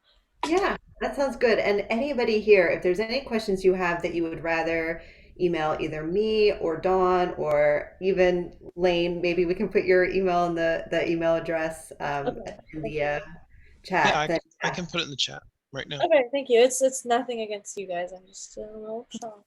Oh no, we're also like, unfortunately, we are a little pressed for time, and yeah, like it's a lot. And also sometimes, I don't know about you, I like sometimes reading things versus just hearing them out loud. So yeah, everybody should feel comfortable doing that now or 2 years from now. Go ahead, Christina. I have a question. Thank you. For those of us who are commuting to Baltimore or who are off campus, are there any spots on campus in between classes to kind of hang out and or I guess to spend time? I guess I haven't been to campus yet, so I don't really know. Take that. Or any study perks for areas. off campus. Yeah, or any like, yeah, perks for off campus students. So almost all of our students are off campus, so you are in good company. I would say less than 5% probably of our students live on campus. So it's actually, I mean, it's a very urban campus, which is different than at least where I went to undergrad, but there's lots of places to hang out. The library is really lovely. There's spaces within the building. There's a first gen lounge for folks who identify as first gen in our building. There is, on each floor, there are different lounges. The campus center is a really beautiful building. You're already paying the student fees to be part of that, so you may as well use it as much as you can. There's a really like nice state-of-the-art gym that's there. So there's all sorts of different spaces that are really within. Social works in like, it's sort of an odd building where it's just where it sits, but it's very close to lots of other things. And there's a park right across the street. Westminster Hall is 2 blocks away, maybe like 1.5 blocks away, where Edgar Allan Poe is buried, and like that's kind of a cool place to go and sit. So yeah, absolutely. And once we are back in person, I will be on campus and do some tours.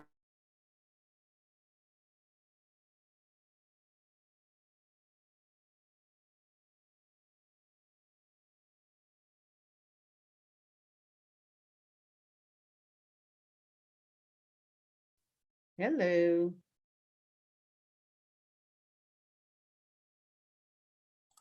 Can you see me? Hello? I can see you. So now what I did is I closed out me in the breakout rooms and then just went to your breakout room. Yeah, I'm not in a breakout room. I'm at the main. I'm Okay, at the so main. then I'm back in the main. So I see everybody, but when I just did this and it came back, but when I was in the other places, I couldn't do anything. I couldn't move anything except send a broadcast message to all.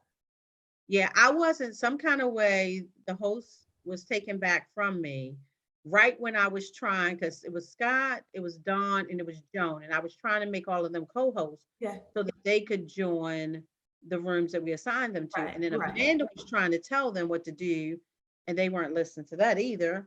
And then next thing you know, they were like, well, Taylor's host, because you can't do anything with the breakout rooms unless you're host. But it wasn't, what I'm telling you is it wasn't showing up on the bottom as me being host. Like everything wasn't highlighted. So you know how when you're host, it's dark, and then on the bottom you have like the mute, stop video, security. None of that was there.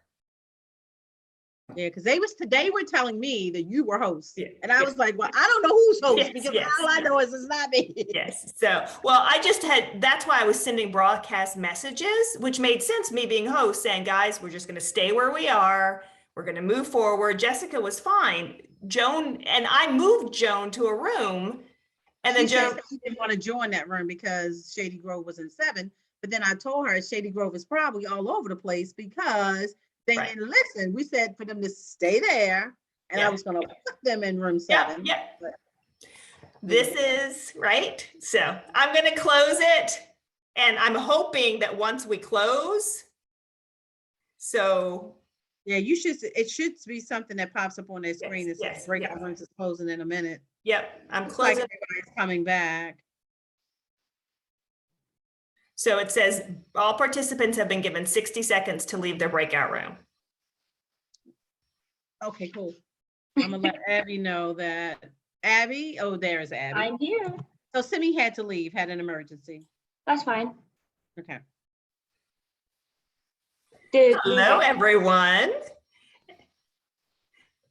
Go ahead, Simi. I mean, go ahead, Abby. I was just going to ask if Diana or Luveth are here.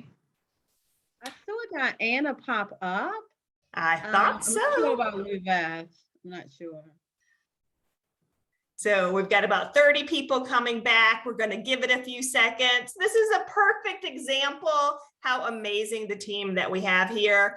Everything went to haywire. There's the word I'm looking for. So I had semi-host capabilities, and then I had no host capabilities. So this is how we just have to go with the flow. And a lot of times, you'll see that there'll be a hiccup. I always say this is where we use our patience. And I wanted to thank all the facilitated folks. I was trying to send broadcast messages. Some folks were getting them, some folks weren't. You would think 2 years into Zoom that we would know all the magic of Zoom, but I guess we're still learning as we go. So for those of you who still have questions, please feel free, and I'm sure everybody said in their rooms, to either email Miss Washington, if you could wave, Dean Shaeffer's here, Dean Lenning's here, Dean White's here. If y'all all could shave or shave, I don't know where that word came from. Can I tell you, it's the end of the evening. If y'all all could wave, Lord have mercy. This is where we all have to have a sense of humor and laugh, as Dean Lenning said. So we are a little behind. It's 7:18. I'm trying to really respect everybody's time, and we are going to jump in now to the SGA portion. I would love to introduce our SGA president. Her name is listed as Queen Abby, but she is Abby Peck. And Abby, if you would like to introduce the team and then share the video, we will go from there. And I promise we'll all have a breath and breathe at 7:30. For those who were doing the facilitated small group discussion, you are welcome to stay, but I want to thank you and apologize for the crazy, but I'll circle back. If there were any outstanding questions in your group, please let us know and we will go from there. Queen Abby, the floor is yours. Awesome. Hey, everybody, I'm Abby. I'm an advanced standing student with the concentration on macro, community action, social policy. Real quick in the email, I'm just putting some links and emails in there that you might want to jot down, hashtag follow us on Instagram. So Diana, did you come in? Hi, yes, I did. Hey, do you want to introduce yourself? Sure. My name is Diana Acevedo-Schmidt. I am a clinical health specialization. I am the treasurer of SGA. Nice to meet you. Luveth, I'm not sure if Luveth is here, but she is our correspondence secretary, and then Simi had to leave, but they are our vice president. And then I'm going to go ahead and share my screen. I have a very, where did it go? Quick presentation. Okay. So yes, we are the SGA.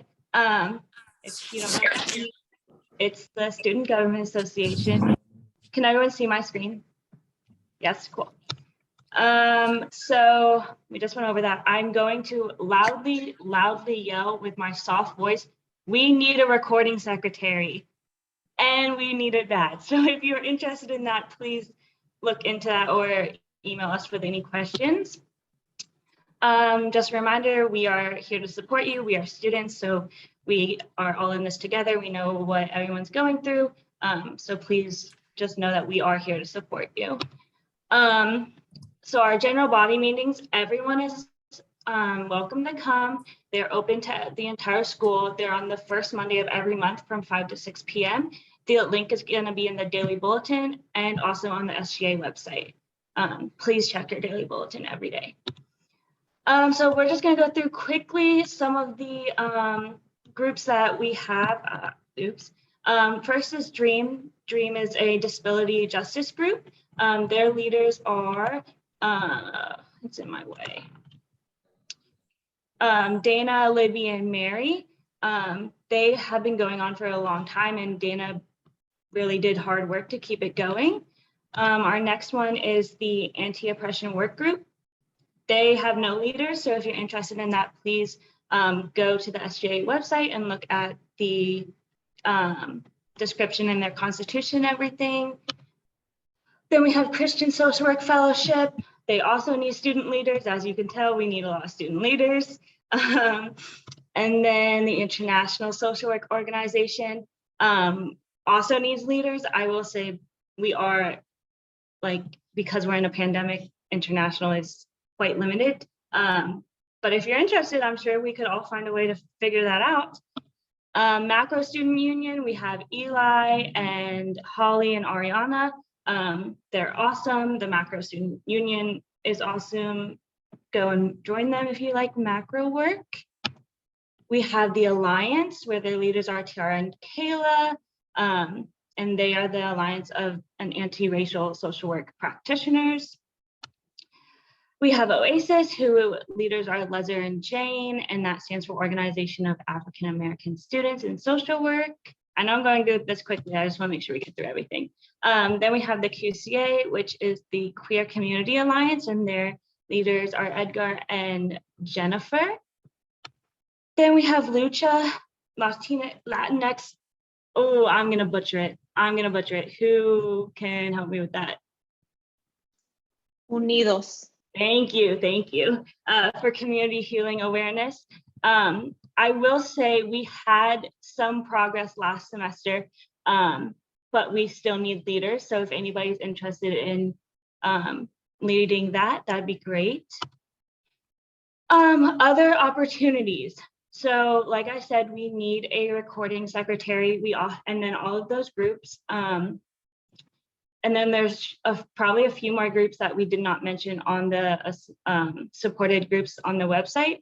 We also have faculty committees. So those are, we have a student rep that will go to like the macro curriculum committee and be our student rep, or the field education committee and be our student rep, and they meet once a month.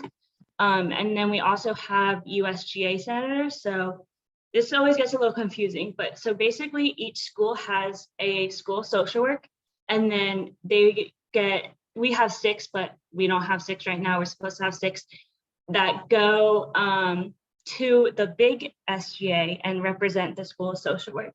So yeah, we need more of those if you're interested, because we will lose our spots. Resources, we've kind of already gone through all of these, but they're very good. Dean Taylor and Ms. Washington email me back within 30 minutes. I will always say that. They're great at it. And then Office of Student Affairs. And I'm going to say this again, please look at your daily bulletin, because we give a lot of information through that, and you will find all the links, all the events, everything, and then academic advising.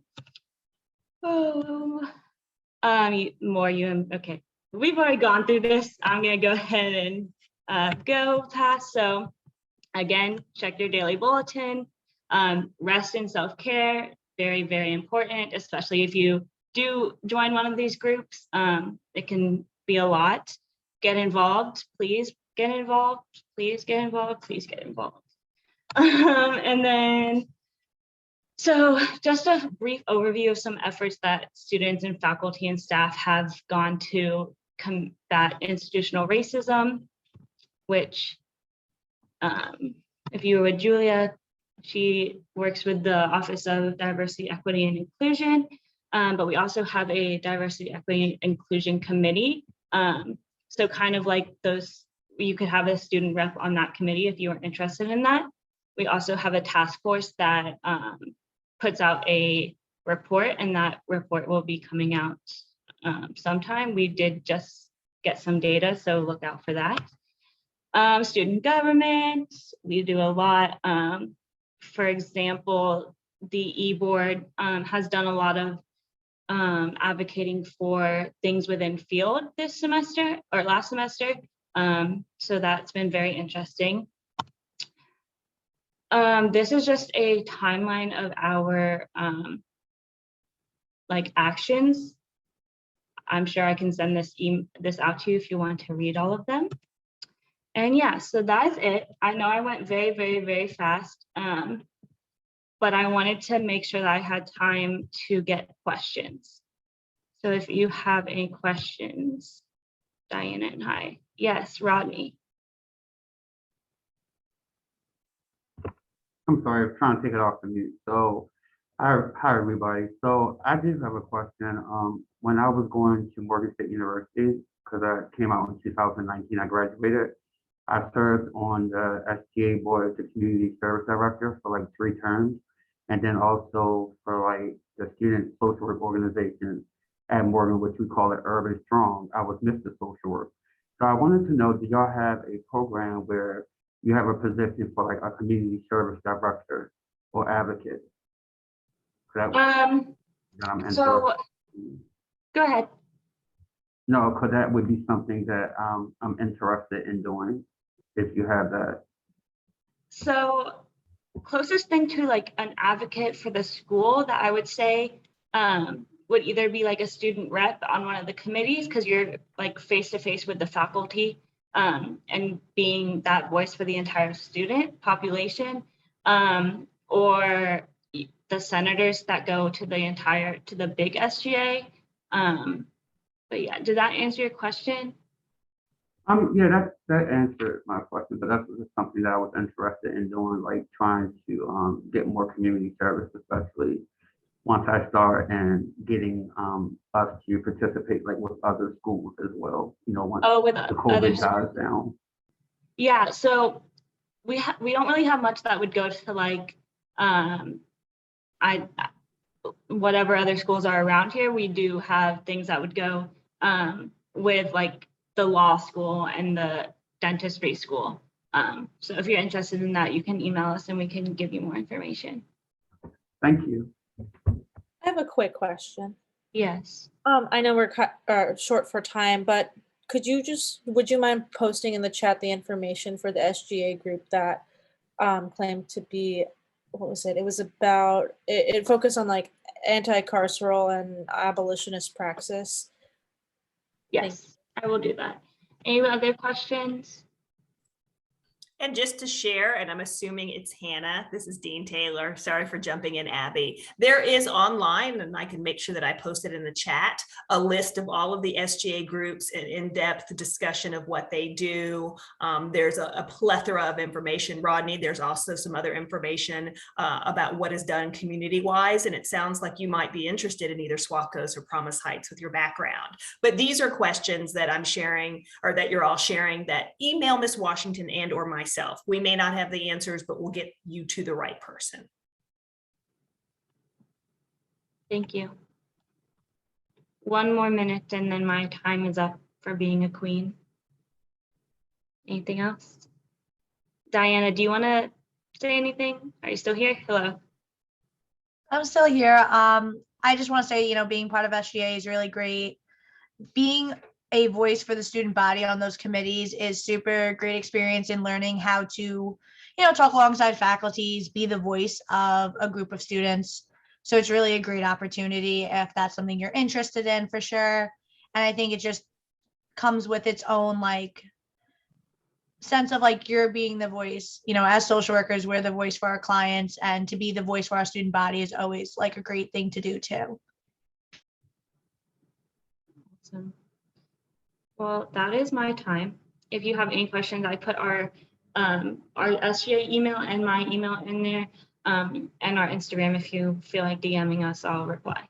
But thank you for tolerating my presentation. Thank you so much, Abby and Diana. And truly, this is an opportunity, especially when we're all virtual. Our monthly SGA meetings, we will continue to do the best we can in the I should say, spaces that we're given to make sure our student voice stays strong. So if you're interested, or even, you're like, I don't know, schedule something with the SGAE, which stands for the Student Government Association Elected Board, or Miss Washington or myself, and we can kind of explain in depth, a little more about what SGA does and how it's so important to our entire school fabric. On that note, I feel like we poured a ton of information into your head with little break.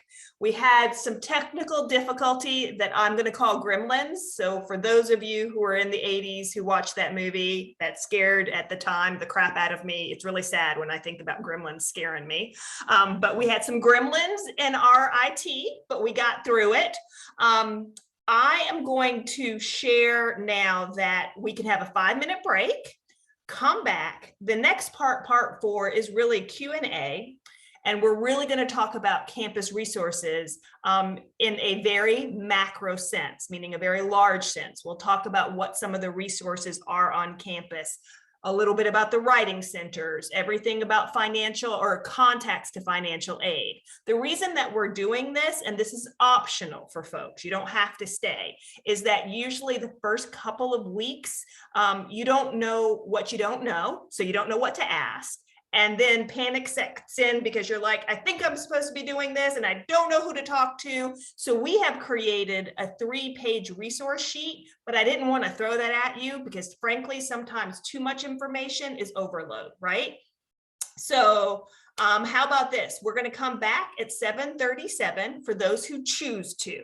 We understand if you can't.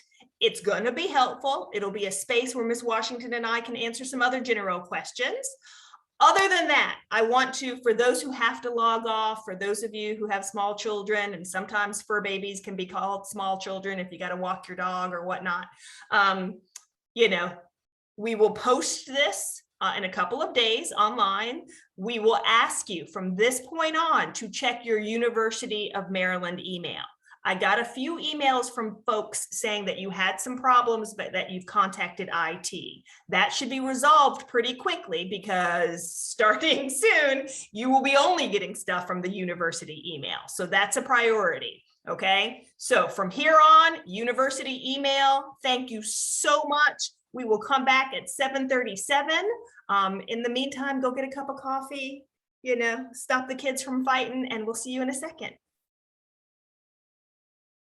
Do you want Diana and I to stay or no? Sure, if you can, but I know you've had a long day. If y'all need to disappear, we will absolutely tell folks how to get a hold of y'all. I'll stay for a little bit. Thank you. Part of me wants to do our little bit of our trivia because I love the trivia game. Ms. Washington, would I be a nerd? Let's do it. Okay. For those who stayed on, I'll bring it up. I gotta tell you. Oh, okay. I also have it ready. I love me some trivia, and I also love pretending to be smarter than my family members who are all doctors and lawyers. So I need to always kind of have that competition when we're at the dinner table, showing them that social workers are smarter than they are. Yes, I'm claiming that. Okay, Ms. Washington. Okay, but we got to start from the beginning so nobody can see the answers. Wait, this is a trivia game? Yes. Yes, I love trivia. Miss Washington's the one who turned me on to this. I got to be honest with you. So Miss Washington, you want to hit the first slide? Which 2 states, US states, let me be clear, don't observe daylight savings time? Which is either heck or hell. I don't know if it's good or bad. So if y'all want to put in the chat, because I didn't know this. Ooh, Lauren, kiss your brain. When you said trivia, I thought we were gonna be doing it on the school or something. Nobody said I need to know actual information, okay? Sometimes we just have to have a little joy, Abby. Not that school isn't joy. Oh, okay. Y'all peaked. I don't know. I'm so impressed. I thought it was Alaska first at 2. Miss Washington, if you could share the answers. It's Arizona and Hawaii. I had to say I'm sorry to my teenage kid for this because she had the answers the first time I did this, and I was sure it was Alaska. And if any of you have teenagers, you know how do we say, how pumped they can be when they're right and you're wrong. So in a bingo game, this is the next one. Which number is represented by the phrase two little ducks?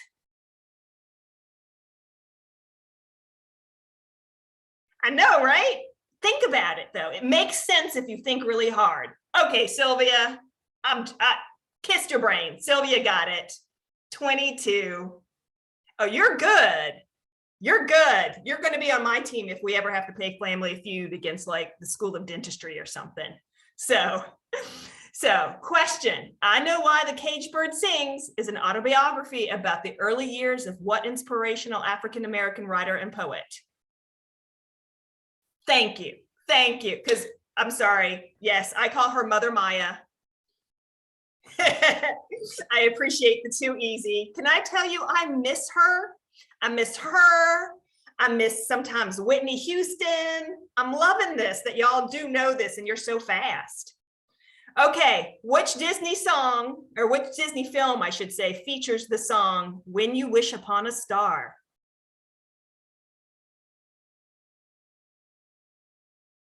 Cinderella is being told. Nope, I actually knew this one. Now I'm saying Sylvia, but is it Sylvana? Nope, it's Sylvia. Okay, Sylvia. Listen, Sylvia had it. Absolutely. Pinocchio. I'm laughing because wouldn't that be great if Cinderella said, When You Wish Upon the Star? Though I love the new Cinderella. For those who haven't seen it, it's a retake on Cinderella. So next question. What was the first state? We're seeing Delaware. Rhode Island. Someone yelled Rhode Island. Miss Washington. Delaware. And for those of you who went to law school, everybody incorporates in Delaware because there's really no taxes. That's just a side note. That was free. So we probably will have time for one more because people will be coming back. In which film did father and son actors Will and Jaden Smith first appear together? Oh, Pursuit of Happiness. I love it. It's one of the best movies ever. On that note, Miss Washington, we will close out. Thank y'all for staying. I appreciate it. It's been a long day. If I could make everybody some matzo ball soup, this is where my heritage, my Black Southern heritage and my Jewish heritage collide. But we always, all grandmas know how to make food. And I so want to feed everybody. At the end of the evening, Miss Washington and I, we used to do things where we would have hot chocolate in the office. We can't do that anymore, but just know our hearts are trying to feed your hearts right now. Okay, so we've got 53 people. I'm going to give it, Miss Washington, shall we give it a second? I'm going to pull up my own resource. If I can share the screen, Miss Washington, is that cool? Sure. Okay, so for those of you who stayed, first of all, thank you so much. I appreciate it. We're going to talk a little bit about, let me share my screen, some of the resources. And once again, I want you to know that you're going to be able to find this information at any point in time. We'll make sure it's online. But this is kind of helpful because you don't know what you're going to need and you don't know what you don't know. Talking about some of our resources, I want to share. We have academic coaching. I know I went to undergrad and then I took several years off and then I went to law school and then I moved to social work school. And there were a lot of things when I went to school that I didn't even know. Like for instance, and I'm dating myself, I was at that transition where we started using laptops. So even like knowing how to do formatting online, those were challenges that I had. Now, academic coaching isn't going to help you with some of the formatting, but at least you know that we have a center that can support you if it's been a while, or if you're just saying, you know what, this is the way of learning is a little different than what I'm used to. One thing I am going to say to everybody who has stayed on this call, Blackboard. Blackboard is our course management system. If you don't know anything about Blackboard, when you log off, there is this link. I want you to go to this link because this is where all your class information is. This is critical for those folks who are students who are on this call, like Diana and Abby. They can tell you how important Blackboard is. Campus safety, we are very conscious about campus safety in a very strength-based way. I got to tell you, you'll see sometimes Chief Leone, you will see a lot of the campus police around. They really do, and they ask you, like we have the ride shares, go to their site, really see what services they offer. They will send you lots of information. Check your daily bulletin, they send out information. A next highlight too is our Educational Support and Disability Services, ESDS. I'm going to speak a little vaguely about this. For our students who have this is a resource, let me reframe this, to assist students with disabilities in obtaining accommodations. Those disabilities can run the gambit, and I don't even like calling them disabilities because it's your ability to work around the challenge. We have an amazing ESDS office. It is kept, though, highly private. I am going to share, I am dyslexic, right? So if I needed support, I would contact them. And the only person in our school that will know what your challenge is Dean Shaeffer. And she will email the professor or your instructor what the accommodation is. They will not disclose the accommodation. Now you can disclose the accommodation, that's up to you, that's your information, but we keep this amazingly private because of HIPAA. So unless there is a need to know, don't assume that folks will know about this or that you emailed your professor and your professor said, hey, no problem, I'll give you time and a half. The truth is, most of our professors are social workers and we're all trying to support students, but the truth is you need to formally go through ESDS to obtain that accommodation. Financial aid, I'm not going to go into detail about this, but this is, in my term, or in my view, one of the most important things. Our School of Social Work financial aid counselor is Miss Peggy Burhouse. She should be your best friend by the end of the week. And I say that only jokingly because I always say you never know what's in anybody's wallet.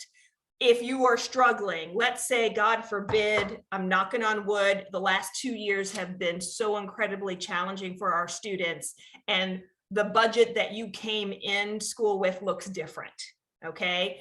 Following up with myself and following up with Peggy, Miss Burhouse, we can't promise you we are not a Bank of America. And I will tell you this, I've had many a student email me and say, oh, I need some money. Well, I need some money too. Right? But what we can do is we can work together and figure out, is it a student emergency fund request? Do we have to ask, and I say humbly ask the financial aid office to redo your incoming budget? So there's lots of resources. Idea team, they are magic. And the fact that I can speak, and I joke about this, I just learned how to text, I'm not gonna lie, about 5 years ago. I just really, couldn't do it. We have an idea team. I think there's about 5 folks, Miss Washington, is it 5 folks on the idea team? And they are magic. When they email you stuff, read it. They give all kinds of shortcuts. They are not the help desk. They are not the IT help desk, which are 2 different things. But if you have questions, I've put their email address, their email, as well as go to the link. There's a whole student link and they're under those resources. Intercultural Leadership and Engagement Center kind of speaks for itself. Office of Student Services. You've met Miss Washington and I. Now we all know each other. We family. You can email us. But please, this is the one thing I ask. If it is an emergency or crisis, and I'm saying this with love, your emergency or crisis is not always our emergency or crisis. And we say this with love, but we will desperately try to get back to you within 24 to 48 hours. we ask that you get back to us when we email you. There's nothing more frustrating than scheduling a meeting or setting something up with a student and we consider you our priorities and then be ghosted.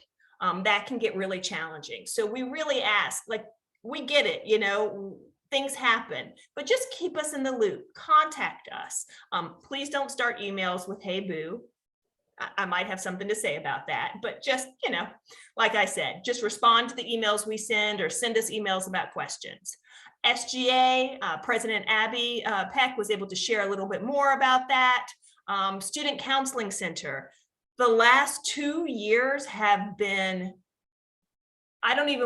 it's been beyond. I will never be able to know what it feels like as a student to go through the pandemic as a student. I can only assume, I can gather data from you, I can do my best to support you. There are times when it's a lot, and I'm going to say, getting help shows a sign of strength. The Student Counseling Center is here for our students. We are a school of social work and we really value all of your mental health and well-being. And we want to kind of make that a priority. I mean, clearly you're here to get educated, but your mental health is just as important to us as your physical health and well-being. Lots of resources there. Student Health Center, Student Financial Services, which are a little different from financial aid. We have an amazing UREC fit. There are some things we've moved, many of you hopefully have seen the email, to online until February 7th. Am I correct, Ms. Washington? Was it February 7th? But our UREC fit, they do a lot of things online. They do yoga, they do meditation. So if you're looking for a place to unwind, I joke about it. I am not an active person by nature, but you know, if somebody put a jar of Nutella in front of me, I might run. So, you know, those are things that, you know, UREC Fit gives wonderful tips on how to stay physically healthy when you're going through some really challenging times, i.e. going through grad school. Wellness Hub, and then I'm going to really focus on the Writing Center. They are a great resource. They will not write your papers though. I sometimes get students who email me and say, I made an appointment with the Writing Center and they gave me all these edits, but they didn't rewrite the paper. That's called plagiarism. That's why they're not rewriting your paper. So, but they are great, especially, I'm including myself in that. Writing is not my favorite thing to do, but really they are an amazing resource. So I'm gonna stop sharing. I see that there are several chats, but I don't think, I love that. Yeah, I know, send me some money. Any questions? I have dumped a ton of information. This is a space where Miss Washington and Miss Washington, I'm sorry, I've been talking way too much. Do you have anything to add to the soup? I do not. We can open the floor for students' questions. And on that note, does anybody have anything that they want to talk about? You know, anything that they're like, I have no idea what I'm doing, because you'll be in the space where everybody can say, amen, we get it, we're supporting you. Okay, we see Rebecca hand. Hello, I apologize in advance. My internet is spotty at work. So I understand there are prerequisite courses. I don't see them anywhere on Blackboard, but I have seen the classes I registered for. And I did reach out to the registration email, but is there anything more I need to do, or am I just not looking like in a specific place that it needs to be in? So if I'm hearing you correctly, you've registered for classes. You don't see those classes on Blackboard. I see the registered classes. I don't see the prerequisite courses. So can you circle back? I'm gonna suggest you email Dean White and then CC myself, because unfortunately I can't pull it up right now. So I can't tell you, well, look here, because I don't want to give you wrong information. Ms. Washington, do you have anything to add to that? No, other than her going to the accept page. I would just indicated Dean White's email. Okay. In the chat. Brilliant. And that's a real question. And I kiss your brain for asking. I've like been trying to wrap my brain around, like, I know how to work Blackboard. I've done it for years. Why am I not seeing what And it these could be courses are? something really simple. Like, I'm going to be honest with you, with all of the little gremlins that we had during, the breakout rooms, right? I'm trying to figure out stuff. And sometimes it's a simple thing that you just can't see. So no shame in that game. Yeah. Follow up with Miss Washington. Well, I appreciate you guys. Thank you so much. Absolutely. And I think it's Yvette, but I can't see your name, so I'm guessing, so I apologize. It's Yvette. Hello. Hi So there. to answer Rebecca's question, because I had the same thing, I emailed the IDEA team and they were able to give me access to the 690 course, the prerequisite course on Blackboard, and I was able to do it. So they were pretty fast. I love this. This is a perfect example. I'm doing the happy dance right now. This is exactly why we tell folks, bring up your questions. This is the cohort that you are going to be with. And sometimes, and thank you so much for being brave enough to share that. I appreciate that. I really do. But this is what we talk about, being a community of support. I see Rodney's hand, and then I see Miss Washington, you're answering the stuff in the chat. Yes, ma'am. Cool. So Mr. Rodney, and I'm sorry, I grew up in the South. I still have that bad habit of saying Mr. and Ms. I apologize. You're fine. So, Danielle, so my question was just same question that Rebecca had. So the prerequisite classes, isn't that like the Blackboard and the oppression? It's the oppression, right, and Blackboard. So in that orientation, when so your orientation page had like step 1, step 2, step 3. So all of those steps, and then to Yvette's point, like if you are not seeing those prereqs, then we follow up with the IDEA team and ask them, hey, this is my question. Does that make sense, Rodney? Yeah, because I believe like with the Blackboard orientation, once you finish it, it's supposed to give you like some type of certificate, and then you're supposed to save it and then upload it. Yes. Okay, Yes. so I just wanted to make sure I was on the right page. Yes, kiss your brain, you got it. And as you can tell, I started in working in elementary school, and sometimes that carries over. So I apologize about that too. No, you're fine. I'm sorry. I'm sorry as I'm talking like with a little lisp. I just had 2 teeth pulled and I have stitches in my mouth. So I'm trying to talk as best as I can. So I apologize if I sound a little muffled during my conversation. At all. And we are sending Rodney lots. Oh my stars. Oh my stars. Okay, yeah. I'm sending you lots of healing right now. Thank you. Thank you Jessica, so I see your hand up. Where can we find what classes are required for like all of foundation? Like Jessica's waiting for that.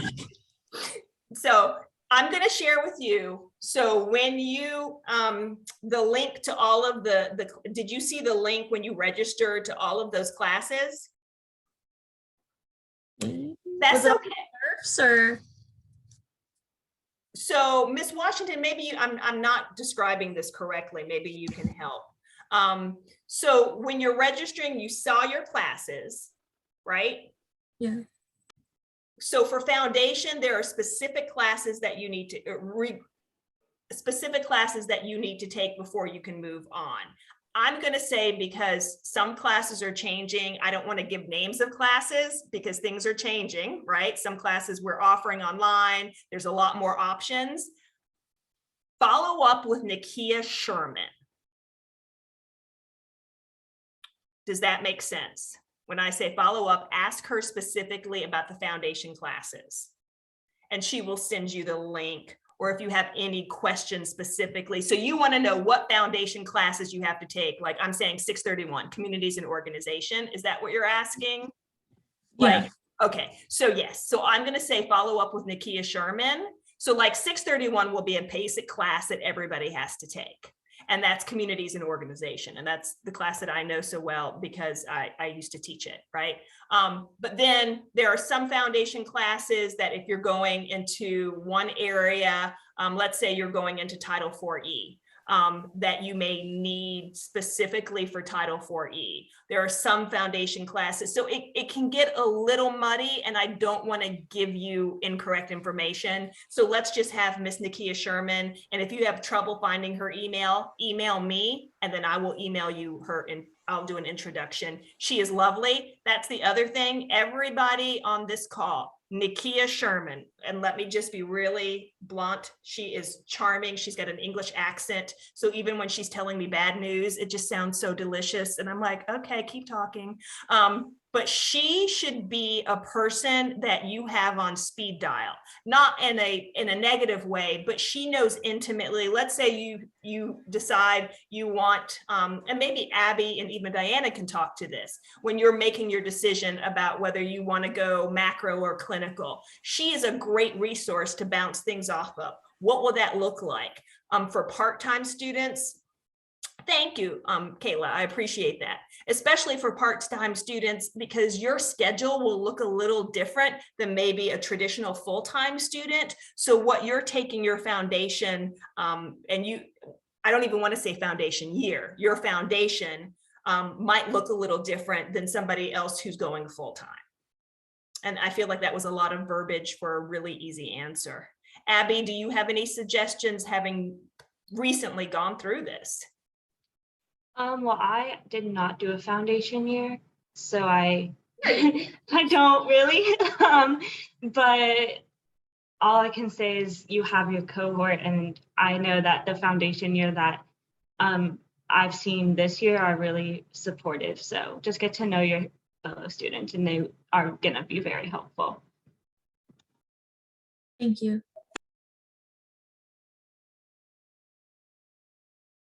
And great, I'm seeing a lot of amazing things. Thank you, Kayla, and I don't want to mispronounce it. It's Kayla or Kyla, about including the curriculum. Thank you, overview. This is what I love about this space. So, any other questions? And y'all can ask questions like, how much homework am I gonna get? I don't know, like, I'm trying to think of a question that was real and that made me pause. Ms. Washington, can you think of any questions that we were like, huh? One thing I would share with everyone, if you have evening classes, you can park directly across the street from the school beginning at 4 p.m. So your normal parking garage would be the Lexington garage if you have day classes. But if you have evening classes, directly across the street is the Plaza parking garage. You can move your car and park it there. You don't have to go all the way across. Thank you for bringing that up. Absolutely. I see Anne has a hand raised. Yes, hi, thank you. I have a question about vaccines. And those of us that need quite a few, in particular Hep B, takes a while. And so I'm curious, we need it done by April. Yes. And if we can't do that because it's months out, the vaccines for Hep B. So are we really going to be locked out of registration for the fall if we're in process of that through the summer? So I'm going to say make that a priority. The answer is yes. I'm going to tell you, follow up with Dean Shaeffer. Right now, the vaccines, not just COVID, but the other vaccines, especially for social work, are important. And yes, I do hear you. Right now, it's super hard to get even a doctor's appointment. Student Health Center will help with that, but please follow up with Dean Shaeffer. This is where we start talking about that HIPAA again. So she is the one that will specifically tell you what you have to do, where you can go. I'm going to be real honest with you. Right now, the school is taking COVID very seriously. And I hope everybody understands this is nothing personal. Your safety comes before everything else. And as I shared with several students, we had to make some difficult decisions in the last 2 years. I honestly would rather have you angry with me and alive. And that's just heavy as the head that wears the crown. And that's just where I will constantly stand. The team will always default to school safety. But please, that's a great question. And it is hard right now to get any appointment in. I'm not discounting that, but follow up with Dean Shaeffer and she can kind of help you out there. Okay, that's great. I had two more questions that Sure. aren't related. One is those of us that have classes on Monday, are they taking place? It's a holiday. Are we in class Monday? So we're no class, but we're all online till the 7th. Everybody knows that, right? Right. Okay, yeah. So there will be online class Monday? No, It's there's no canceled. classes on Monday. It's canceled. Yes.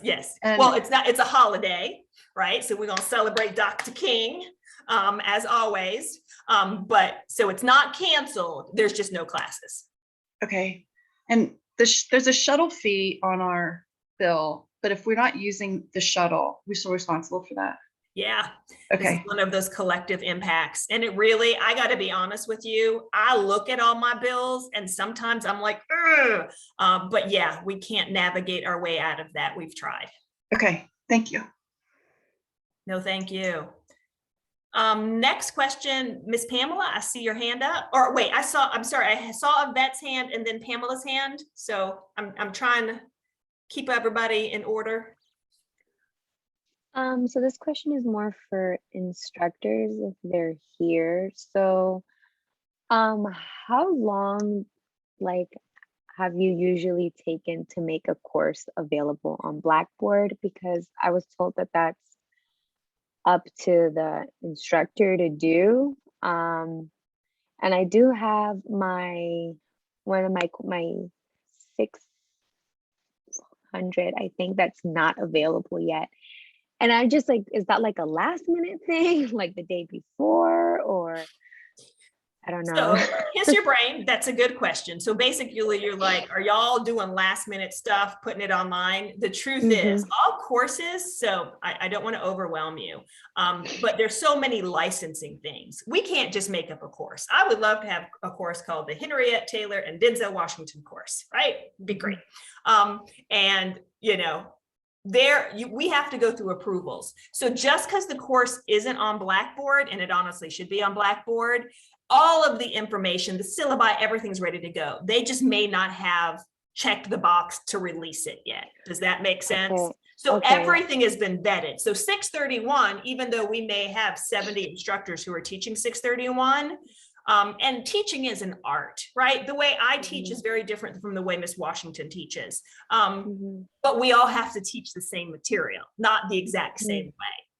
Does that make sense? Okay, so it's like, okay, because I know I'm registered, but it just says not available. So I know that's okay. I get it. Thank you. Good. Pamela and then Brooke, and I hope I'm pronouncing the names correctly.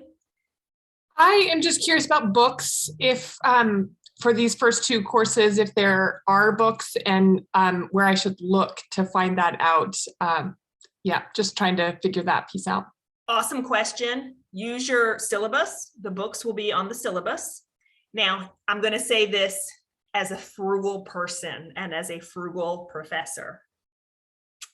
Okay, how do I say this? We have lots of books in the library. See if the books are there. Now, you may have to reserve them. You may have to go. The other thing is we have a bookstore, but now this thing called, it's a very large company. It begins with A. I'm trying not to give names. Sometimes you can buy books on that site that may be less expensive than books at the bookstore. The other thing is, see if you can buy used books. When I was in law school, I bought used books, and it wasn't for the frugality, even though it was because students who have used books highlight all the important things. I'm not going to lie. So it was also a way to kind of, see what was really important. Pamela, does that answer your question? It does. Is access to the syllabus through Blackboard once the class opens? Yes, yes. But if you know the names of your, classes, like email those professors now. I'm pretty sure Dean Linning said that everybody, Miss Washington, didn't Dean Linning send that email to professors? Was it this week or last week? I can't even remember anymore. My days and weeks are merging to have everything ready on Blackboard ready to go. Was it last week? I think it was. Yeah.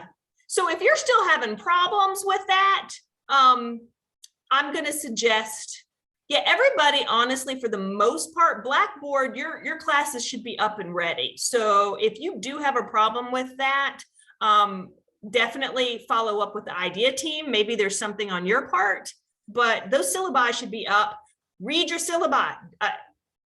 Find a cup of tea, a bottle of Nutella, watch some Housewives of Atlanta, that's my show, and 90 Days Fiance, but read those syllabi. Yeah, that's all I can say. Miss Washington, you want to share something? I want to make an announcement to everyone. I've been trying to respond to all of your questions in the chat. I'm just going to give you a quick tip to get most of your questions answered. So if you have a question pertaining directly to the School of Social Work, you will go to the main page for the School of Social Work, and there's a search engine, there's a search button, and you can just type in whatever it is you're looking for in the School of Social Work. If you're looking for something that is more campus-wide, something for financial aid, something for the counseling center, something for the writing center, tuition, in-state tuition, out-of-state, go to UMaryland. I'll put that in the email. It's umaryland.edu. And they have a search engine also. And you can just type in the search engine whatever your question is, and it'll pop right out.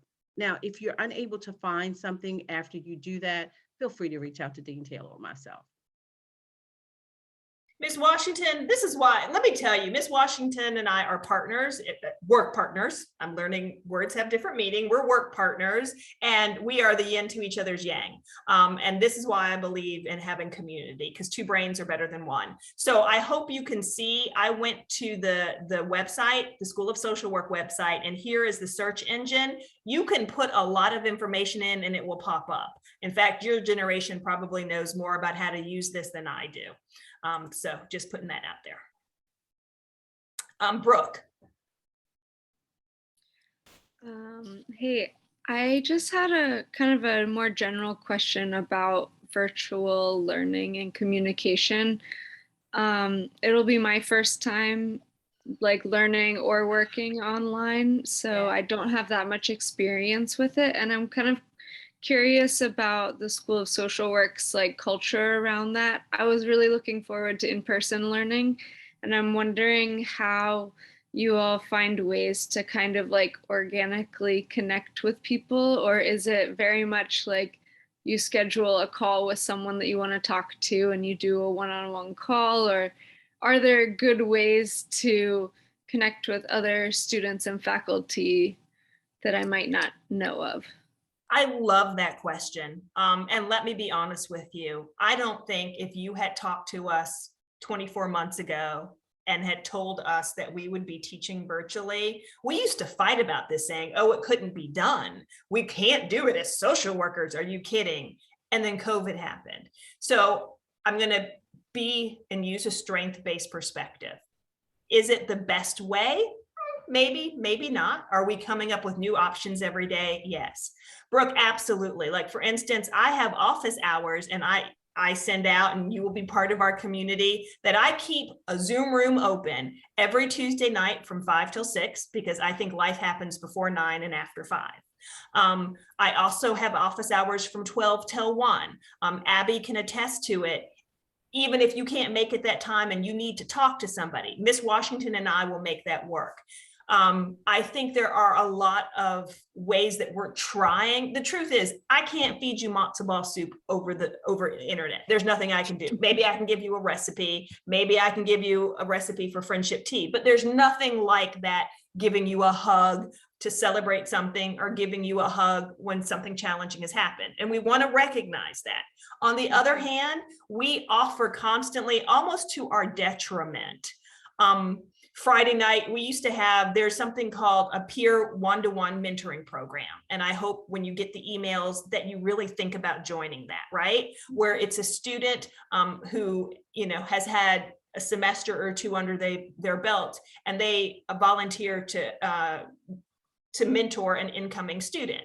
Now, however y'all want to set that up, maybe you want to have a phone call every day, maybe you want to meet every day, but like that really is something that we try to have an organic place, and then we try to have a scheduled place. Because the truth too is, if you're working full time, I mean, sometimes having a Zoom meeting to even do Family Feud game can be exhausting because you don't want to see one more person on screen. Your back hurts because you've been sitting at a desk all day looking at a screen. So we really are trying to balance that.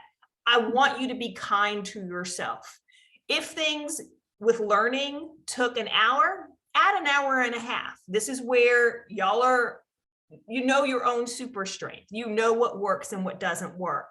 But give yourself a little bit of wiggle room to figure out, like, you know, Zoom classes. I got to be honest with you, you know, the first semester we did it, students were like, oh, do I have to show up? Yes, you have to show up. That still is attendance. We're still taking it, but it looks different, right? So Brooke, that is an absolute real question. And we can set up a time and talk about what your strengths are and what maybe might be a little bit of a bridge that you have to cross. And that's why we talk about the Writing Center. And that's why we talk about all of these other resources. Because you, with your peers in front of you, will be the first people in a century, right? If we think about it, that had to deal with a pandemic. And so, you know, we really are, sometimes to our detriment, I'm going to own that, a little too flexible. The truth is that social workers now are needed more than ever. So we got to prep y'all and make sure that you're ready to be the social warrior justices, or social warrior, I should say justices, social work warriors that we know you're all going to be, even during a pandemic. So that was a long answer, Brooke, but my heart goes out to you. I feel you. Thank you. Miss Washington, do you have any suggestions? Miss Washington is full of knowledge. Thanks, Abby. I appreciate you being here. Thank you. See you tomorrow. Rodney, you have a question? Yes, so I have one question, well, kind of two. So for the Windows 360, because I'm in the process of getting a new computer this week, I was inquiring about, like, with the Windows 360, is it like a free link that we would get being students, or do I have to, like, you know, go to Best Buy and pay for that out of pocket? Because I saw it, but the guy told me, he was like, wait, because some colleges I know do offer it, and I know, like, when I was an undergrad, they gave me like a 1-year subscription, and it was like it was a little cheaper. Yes, I believe through the library, I'll try to find the link for you, but I do think they offer a package for students for Word for the whole Okay. suite, I believe. And then one more question. I am still, like, having difficulties. I did email Dean Taylor about that, and she did respond to me. But I've been having issues with, like, with my username and my email, and I have had a conversation in person with IT, so they're still trying to fix that. But in order to utilize my school email, I would have to sign into that 360 account, right? The office. Yes, I'm sure you would. So if they're working out fixing your name, how it was set up in the database, I believe Natalie from admissions indicated to me that there was something going on. But if they're still working on that, once they get that figured out with your UMaryland EDU email address, yes, you probably would definitely need that to log into the Office suite. That's fine. So this I would say basically until they're able to fix this issue, then I will definitely follow up with y'all accordingly. But until then, could y'all just use, like, my personal email? That way I won't miss anything, since I don't have access to that email as of yet. Yes, sure, we can, but I would also advise you to let your professors know.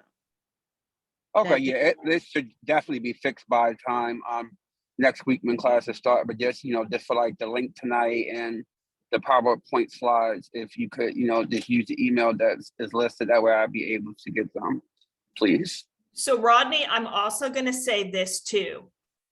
That's going to be a priority of IT anytime that there's a student email address problem, but it will behoove you to follow up constantly. And I'm saying that because the ownership of information at this point. Ms. Washington and I always try to do our best, especially when there's a problem, but I'm Yes. going to need you to make sure that you're following up, because that email is really important. So just kind of make Yes, sure that you're following up, and I get you are. And if you ever get any questions or like, hey, I feel like something went out, just email Miss Washington and myself, and we can see. But I just want to just name that also. Yeah, I was definitely doing that, Dean Taylor, but I did have a bad experience. And one of the people, one of the ladies, Miss Shannon, was records and registration.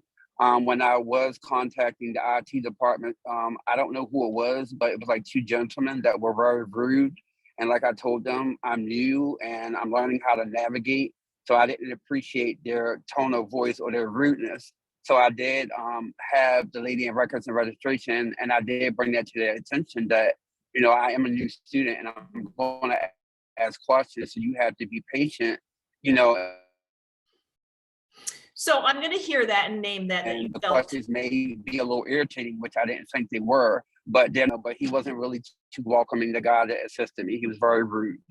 Well, and I hear that, and I'm going to say this, you know, I will own in the sense that, you know, sometimes staff gets frustrated. And yeah, there are times where students will make a misstep and you'll kind of hear somebody, but just asking you to be patient and doing what you do. Email Miss Washington and I. We can't solve everything, but we can get you to the right person.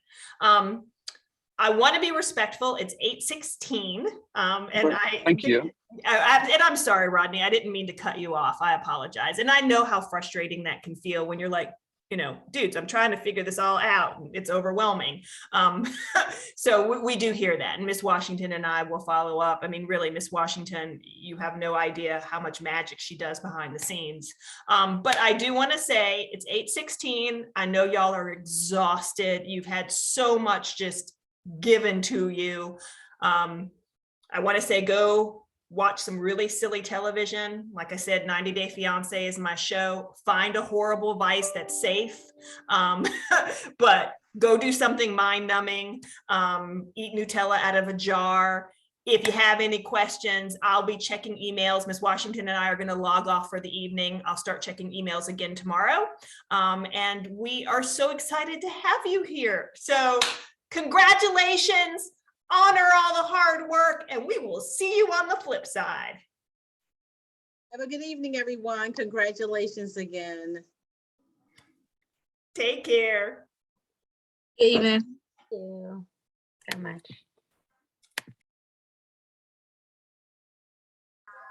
Thank you. Good evening. You have a good one. Hi, thank you.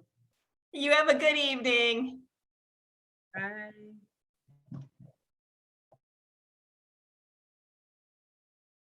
Oh.